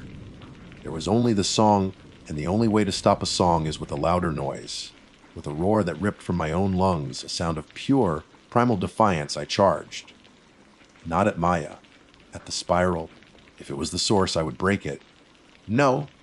Maya shrieked, her voice losing its melodic quality and becoming a raw and human screech of fury. She was surprisingly fast, intercepting me, her thin arms grabbing at me with wary strength. Her touch was icy cold, and it felt like my skin was burning where she made contact. We grappled in the center of the file chamber, a desperate, clumsy dance. She was a thing of sticks and bone, but she was animated by a force that wasn't human. The humming reached a fever pitch, the entire cave vibrating with a violent intensity. I could feel the stone beneath my feet shifting, groaning. I swung the rock hammer, not at her, but at the wall behind her. The pointed end connected with the living rock with a sickening thud. It wasn't the sharp crack of striking stone. It was a dull, wet impact, like hitting a side of beef. A tremor ran through the wall, and the phosphorescent light in the spiral flickered. The humming wavered. Maya screamed again, a sound of agony this time, as if I had struck her directly. She clawed at my face, her nails surprisingly sharp. I pushed her away, stumbling back, and swung again. T. The light flickered more violently. A crack appeared in the spiral, and a trickle of the thick, dark ooze began to seep from it, thicker and blacker than the stuff on the walls. The humming distorted, turning into a discordant, grinding roar. It was working. I was hurting it. I raised the hammer for a third strike, putting all my weight, all my terror, all my rage into it. But as I swung, something slammed into my side. It was Ben. His eyes were fully luminous now, empty of all reason. He wasn't attacking me. He was protecting the spiral. He tackled me to the ground, and the hammer flew from my grasp, skittering into the darkness. I landed hard, my head striking the floor. The world swam. The discordant roar of the wounded cave filled my ears. Above me, Ben stood up and turned, his back to me, facing the spiral like a soldier saluting his flag. Maya, or the thing wearing her body, glided toward him. She placed a hand on his shoulder. A new instrument. She hissed, her voice ragged. "This one is strong. He will make beautiful music." I tried to get up, but my body wouldn't obey. My vision was blurring. Through the swimming darkness, I saw Maya guide Ben to the wall. I saw her hand him a sharp piece of rock. I saw him press it against the wall, next to the carving of the academic, and I saw him begin to carve. My flashlight, lying on its side, cast a long, distorted shadow play on the opposite wall. It illuminated something I hadn't seen before. A fissure, a narrow, vertical crack near the floor on the far side of the chamber away from the spiral. It was small, probably just another dead end, but it was the only thing in this entire hellhole that wasn't pulsing with light and sound. It was a chance. Maybe a 1 in a million chance, but it was all I had. I crawled. Every movement sent a spike of pain through my skull. The creature ignored me, its attention focused on its new prize, on Ben's initiation into the chorus. I scrambled through the muck and grime, away from the deafening noise, toward that sliver of absolute black. The fissure was barely wide enough for me to fit. I squeezed my body in, the rocks scraping my clothes, my skin. It was tight, suffocating. Behind me, the roar of the wounded cave began to subside, the humming slowly returning, weaving anew.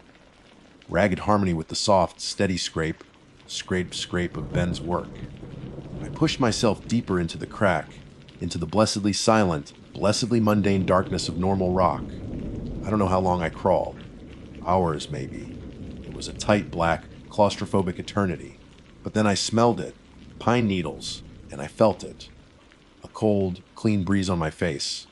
I collapsed out of the rock face onto a pile of loose scree 50 feet down the cliff from the main cave entrance. I lay there, gasping, bleeding under the cold, indifferent stars. The official report lists Dr. Maya Singh and Ranger Ben Carter as victims of a sudden, localized tectonic shift that caused a catastrophic cave-in. Tragic, but explainable. My own injuries were attributed to being caught in the collapse and my subsequent disoriented escape. I was given a commendation for my survival. They never found the bodies. They couldn't. The Goliath's maw is sealed. But I know they're not dead. Not really. They've just been added to the collection. Their suffering is a new verse in an ancient song. I don't work at Whispering Peaks anymore. I can't stand the quiet. Sometimes, on a still night, if the wind is just right, I think I can hear a faint low humming. A melody that invites you to come closer, to listen, to join the performance. It's a song of a place that is patient, a place that is always hungry. A place that knows, eventually, everyone wants to be part of a story. My name is Ben Carter. For the last 18 years, I've been a backcountry ranger with the National Park Service. It's not a job for everyone. You spend more nights under a canopy of stars than you do under a shingled roof. You learn to read the land like a book. Every snapped twig, every animal track, every shift in the wind tells a story. You learn to be comfortable with solitude, to find a sort of peace in the profound silence of the deep woods. I've always preferred it that way. The company of a curious fox or a stubborn old badger is far more straightforward than human interaction. Animals act on instinct, on needs. People are complicated. They bring their own brand of chaos into the wild, a chaos born of deceit, greed, and malice. In all my years, every serious incident I'd ever responded to, poachers, illegal logging, even a grim discovery or two, had a human hand behind it. Nature is dangerous, yes, but it's an impartial danger. A bear will defend its cubs, a river will sweep you away if you misjudge its current, and a blizzard will freeze you solid if you're unprepared. There's no malice in it. The real monsters, I've always believed, walk on two legs. That was my rock-solid conviction, the foundation of my understanding of the world. It was a conviction that kept me safe for nearly 2 decades, and it was the one thing that left me utterly unprepared for what happened last autumn. The call came on a crisp Tuesday morning in early October. The voice on the other end was Sheriff Miller from the county over. He was all business, his tone clipped and weary. A hiker, a young man named Julian Hayes, was overdue. His parents had reported him missing when he failed to check in. He'd gone on a solo 3-day trek into the Harrison Peaks section of the park, a rugged and remote area I knew like the back of my hand. He was supposed to have emerged the previous evening. His car was still sitting at the trailhead, cold and silent. Standard search and rescue. Ben, Miller had said. Filed a route plan, thank God. Left it with his folks. Looks like he was heading for Sparrowhawk Lake. Figure he rolled an ankle, got turned around. You know the drill. I did know the drill. I'd done it 100 times. You pack for 72 hours, you check your comms, and you head out with the assumption that you're looking for a person, not a body. Hope is a vital piece of equipment. I drove my truck to the Harrison Peaks trailhead, the gravel crunching under my tires. Julian's sedan was parked exactly where Miller said it would be. I peered through the window, a travel mug in the console, a paperback on the passenger seat. Everything looked normal. A quiet testament to a journey that had been interrupted. The air was sharp, carrying the earthy scent of damp soil and decaying leaves. The autumn colors were in full force, a brilliant explosion of red and gold painted across the mountainsides. It was beautiful, the kind of beauty that could make you forget the inherent dangers. According to his plan, Julian's first campsite should have been about 6 miles in, a small clearing near a stream called Whisper Creek. That was my first objective. The hiking was routine. I moved at a steady, ground-eating pace, my eyes scanning everything. I saw signs of deer, the scat of a black bear, the distant call of a hawk circling high above. The forest was alive, behaving exactly as it should. It was comforting. For the first few hours, my mind was occupied with logistics, search patterns, potential hazards, rendezvous points for the volunteer team that would follow in a day if I found nothing. I found the campsite late in the afternoon. It was nestled in a grove of old-growth pine, just as the map suggested, and right away, a feeling of unease began to prickle at the back of my neck. Julian's tent, a high-quality, lightweight model, was still standing, the fly zipped tight. His backpack was inside, along with his sleeping bag neatly rolled. That was the first red flag. A hiker doesn't just wander off from his main camp without his pack, not for any significant distance. I did a slow circle of the site. The fire pit was a ring of cold, blackened stones. I knelt and sifted through the ash with a stick. It was completely cold. He'd been gone for at least a day, probably more. A half-eaten protein bar lay on a log, a few ants crawling over it. His water filter was next to it, connected to a full water bladder. It was as if he'd been in the middle of a simple camp chore and had just vanished. My training kicked in. I pushed the unease down and became methodical. I started a spiral search pattern, moving outward from the tent in ever-widening circles. I was looking for a trail, for any sign of his direction of travel. A scuff mark on a rock, a broken branch, anything. That's when I found the first anomaly. About 30 yards from the camp, near the edge of the creek, I saw tracks in the soft, muddy bank. My heart gave a little jump of excitement. But as I got closer, the excitement curdled into confusion. There were two sets of prints. One set was clearly from Julian's hiking boots. The tread pattern matched the one I'd noted near his car. They led to the water's edge and stopped. The second set of prints was wrong. They weren't human, but they weren't from any animal I knew. I've seen tracks from bears, wolves, mountain lions, moose, elk, everything that calls these mountains home.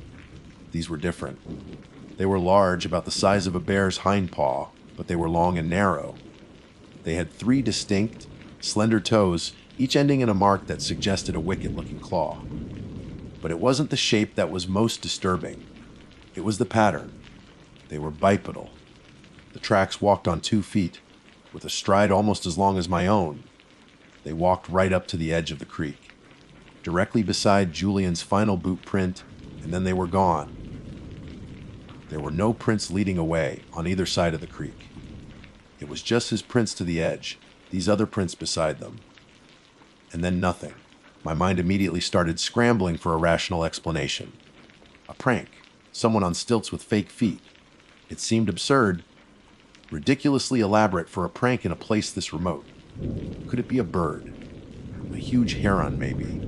No, the depth of the impression suggested something heavy, and the stride was all wrong. I dismissed it. That's what I did. I was a professional.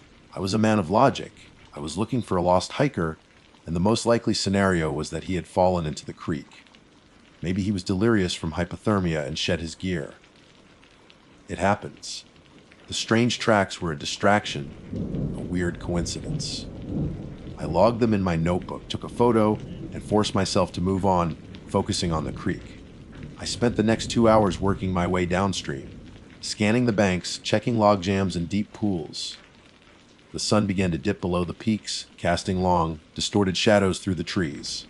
The forest grew darker, and a different kind of quiet settled in. It wasn't the peaceful silence of evening. It was a heavy, expectant silence.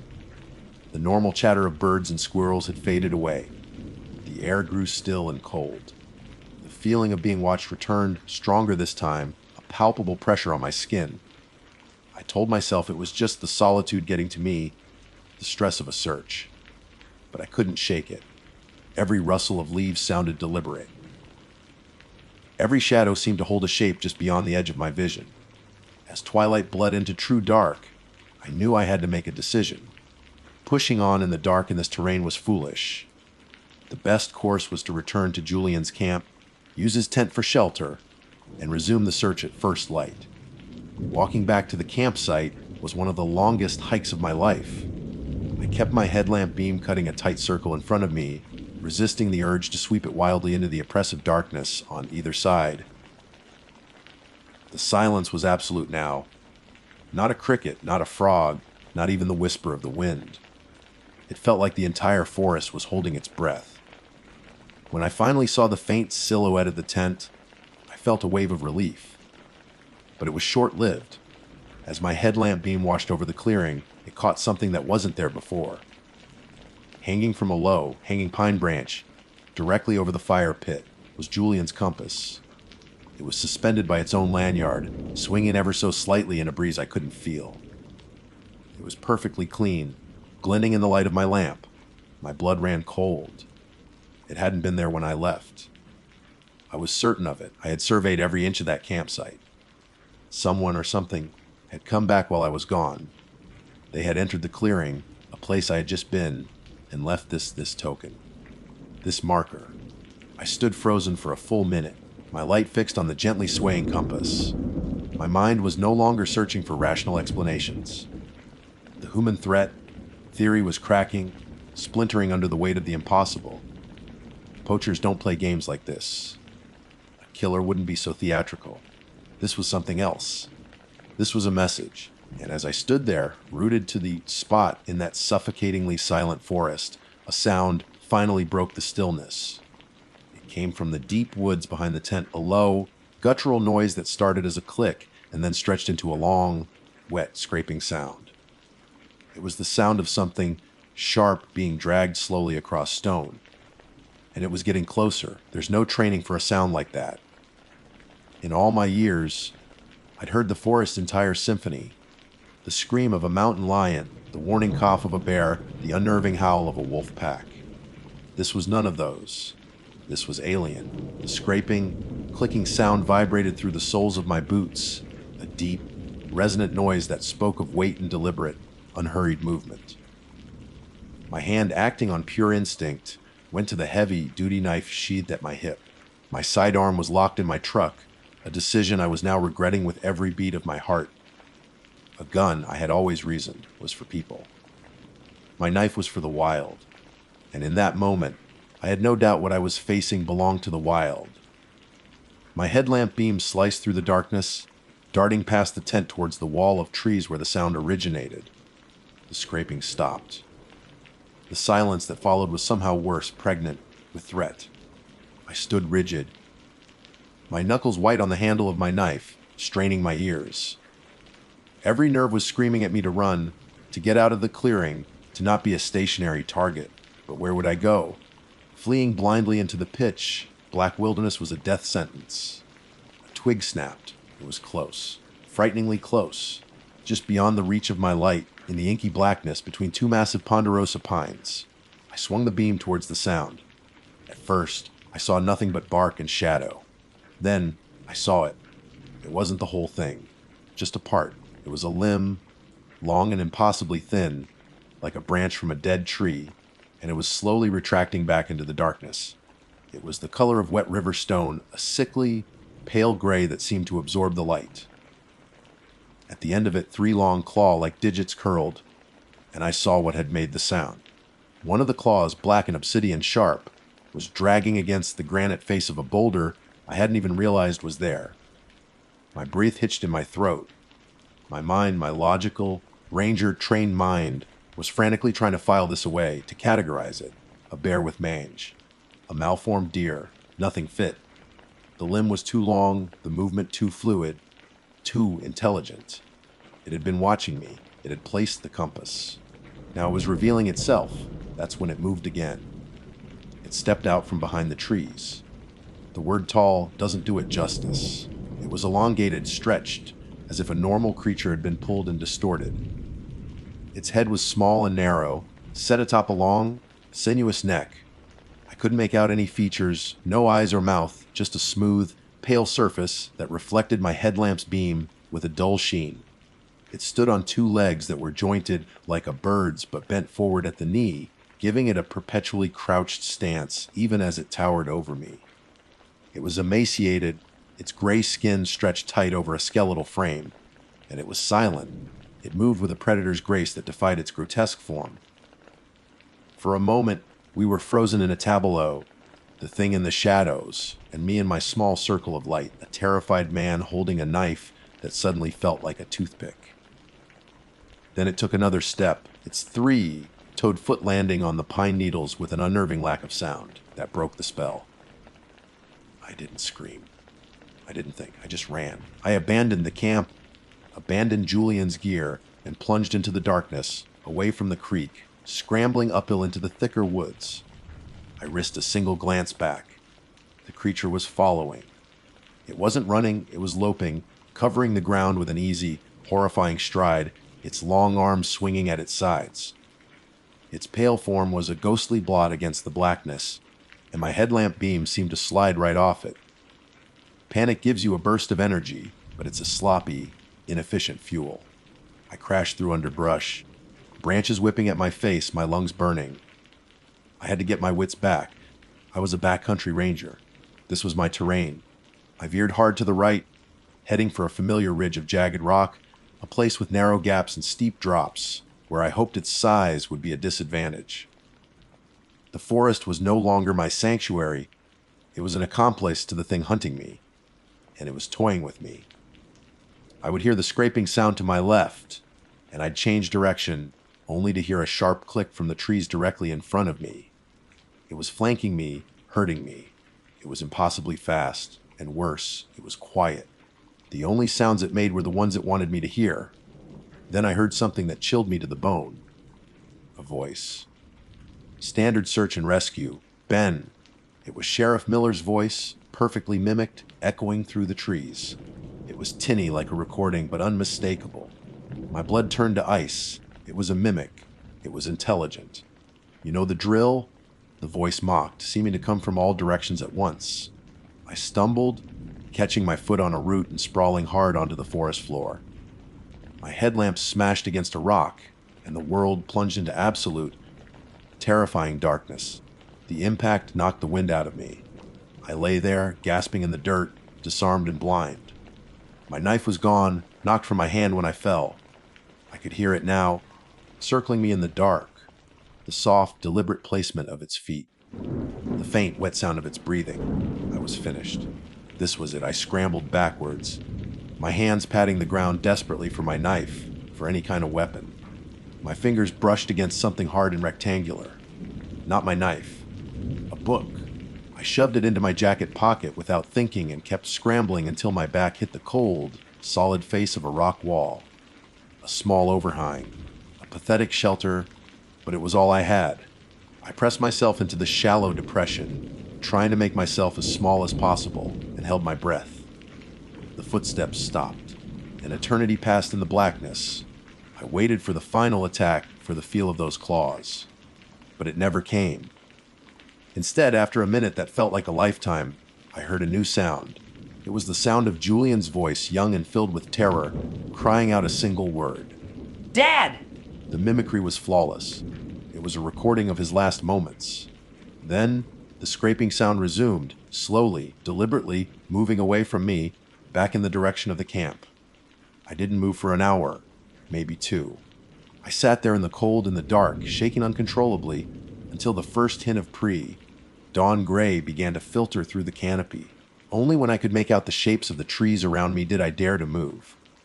I found my knife a few feet away, its blade miraculously undamaged. My headlamp was a lost cause. As the light grew, I took stock of my surroundings. I was in a small rock field, a treacherous mess of boulders and scree, and I saw something tucked into a crevice not 10 feet from where I had hidden. A small, leather-bound notebook. The book I had found in the dark. Julian's journal. My hands were trembling so badly I could barely open it. The first several pages were standard hiking logs mileage, weather observations, notes on wildlife. But then the tone changed. October 7th. Night. Something is in the woods. Not a bear, it's watching me. I can't see it, but I can feel it. The woods are dead silent. It's been this way for hours. I keep hearing clicks, like rocks being tapped together. October 8th. Morning. It came into my camp last night. I was asleep. It took my spare food bag. Didn't touch anything else. Just tore the bag down and dragged it away. I found the tracks. They're not right. They're not animal tracks. God, what is out here? I'm packing up. I'm leaving. I'm not going to Sparrowhawk Lake. I'm going straight back to the car. The last entry was a frantic, barely legible scrawl. It's daytime and it doesn't care. I can see it through the trees. It's just standing there. So tall and thin, it's been following me for a mile. It knows I'm writing this. It's smiling. It doesn't have a mouth, but I know it's smiling at me. It just raised its arm. It's pointing at me. Oh God, it's not pointing. It's waving. It's waving me closer. That was the last entry. I stared at the page, at the final, desperate scrawl, and a horrifying realization dawned on me. It hadn't been hunting me last night. It hadn't been trying to kill me. It had been playing with me. It was hurting me. It drove me, in the dark, through the treacherous woods, directly to the spot it wanted me to find this. And as I sat there, the journal in my hands, a pebble skittered down the rock face just above my head. I looked up, slowly, my heart hammering against my ribs. Standing on the ridge, silhouetted against the pale morning sky, was the tall, gray figure. It was perfectly still, watching me. And then, it did exactly what Julian's journal said it would do. It raised one of its long, stick-like arms, and it waved me closer. To be waved at by a monster is a unique kind of horror.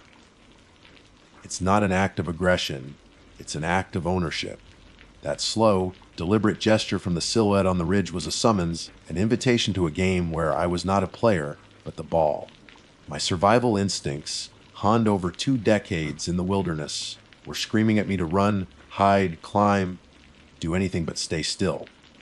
But my mind, now reeling from the impossible reality of the situation, knew that running was what it wanted. I had been herded here. Fleeing would only be another step in its carefully orchestrated game. So, I did the one thing it probably didn't expect. I didn't run. I didn't scream. I stuffed Julian's journal into my jacket, my hands shaking so violently I almost dropped it. I got on my feet, my muscles screaming in protest, and with my knife held tightly in my hand, I took a step. Not towards it, but sideways. I began to slowly, deliberately, pick my way across the rock field, heading back in the general direction of the trail I had abandoned hours before. I was going to walk out of here. In the daylight, under its watchful gaze, I was daring it to stop me, did not attack. It simply followed. As I moved, it moved, paralleling my course from its position on the ridge above. It was a silent shepherd, a phantom guardian making sure I didn't stray. The sun climbed higher, burning off the morning mist, but it brought no comfort. The light only served to illuminate my predicament more clearly. Every so often, I would hear it, the soft click of its claws on rock, a sound that kept my fear fresh and potent. The forest I re-entered felt different. It was the same landscape, the same trees, the same terrain, but my perception of it was forever altered. The familiar woods had become a cage, and the bars were invisible. My conviction that all threats were human had been the foundation of my world. Now, that foundation was dust, and I was in freefall. This creature wasn't just a predator, it was intelligent. It was a strategist. It had studied Julian. It had used his compass to leave a sign, his voice to create terror, and his journal to deliver a message. And now it was studying me. It herded me for what felt like miles.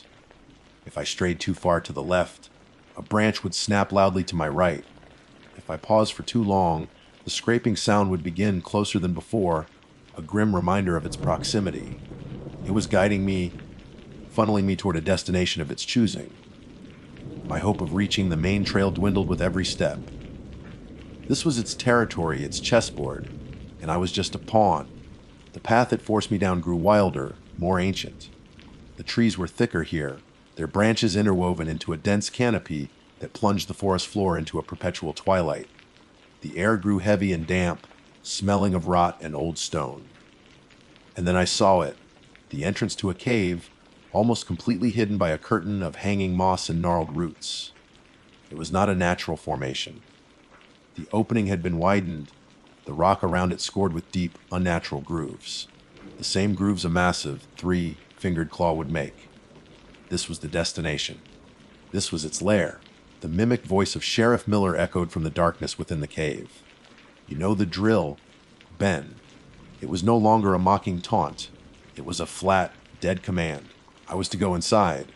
My body refused. My feet felt leaden, rooted to the spot. But then the scraping sound started again, right behind me. It was close, so close I could feel the vibration through the ground. I had no choice. With my heart pounding a frantic rhythm against my ribs, I pushed aside the mossy curtain and stepped into the blackness. The smell was overwhelming, a foul mixture of decay and something else, a strange, metallic odor like ozone after a lightning strike. I fumbled for the small emergency flashlight on my keychain, its beam pathetic against the oppressive dark. What it revealed made me gag. The floor was littered with personal effects. A hiking boot, a single ski pole, a child's bright red mitten, a pair of cracked sunglasses. They were arranged in neat, deliberate piles like offerings at a shrine. This was a collection. Julian was not the first. Deeper within the cave, the beam of my light fell upon a mound of gear. Julian's backpack, his sleeping bag, and his camera. I snatched it up. My fingers trembled as I turned it on. I scrolled through the pictures. Shots of the trail, a selfie with a waterfall in the background, a picture of his tent. Then pictures of the tracks. The final photo was taken from inside the tent, looking out through the mesh door. It showed the creature standing just feet away, and in the stark, unforgiving flash of the camera, I saw what my headlamp had failed to reveal. Its face was not a smooth, featureless mask. The entire lower half of its head was split open, hinged like a jaw, revealing a cavernous, black maw lined with what looked like hundreds of writhing, pale tendrils. It wasn't smiling in Julian's journal entry. It was opening its mouth. A sound from the cave entrance made me spin around. The creature was there, its tall, skeletal frame silhouetted against the daylight. It squeezed through the opening, its limbs bending at impossible angles, and began to move toward me. I was going to die. But in that moment, a flicker of my old self, the pragmatic ranger, ignited. I remembered seeing an old topographical map of this sector once, a survey from the 1930s. It showed a network of small, interconnected caves in this exact area, a system long since forgotten and written off as unstable. There might be another way out. I turned and ran, deeper into the cave, my tiny light bouncing off the damp rock walls. The cave narrowed into a tight passageway, and I threw myself into it, scrambling on hands and knees. I could hear the thing behind me, the horrible scraping of its claws against the narrow walls as it tried to follow. It was too large to fit, but its impossibly long arm shot into the tunnel after me, its claws scrabbling at my boots, ripping the heel off one of them. I screamed and kicked, scrambling faster, the rock tearing at my skin. I found a narrow fissure, a vertical crack barely wide enough for me to squeeze through, and I pushed myself into it, moving upward into another tunnel. I could still hear the thing below, a frustrated, guttural clicking echoing through the rock. I ran blindly through a maze of passages until I saw it, a faint glimmer of light ahead. I burst out of a small hole on a different hillside, gasping, covered in mud and blood, miles from where I'd entered. I didn't look back. I ran until my lungs felt like they would explode, until I stumbled onto a logging road and followed it for what felt like an eternity.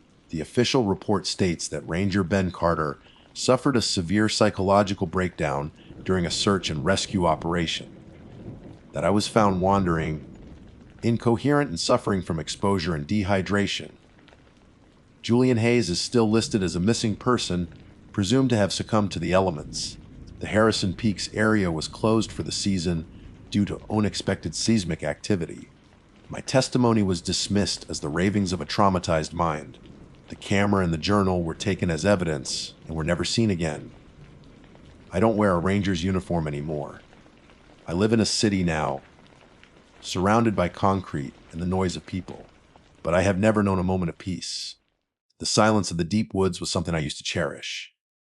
Now, silence is what I fear the most, because in the quiet moments I can still hear it, the clicking, the scraping, and I know that the greatest lie I ever told myself was that I understood the wild. The truth is, there are things in the deep, dark places of the world that are not on any map, things that have been there long before us and will be there long after we are gone. And they are watching. And they are waiting.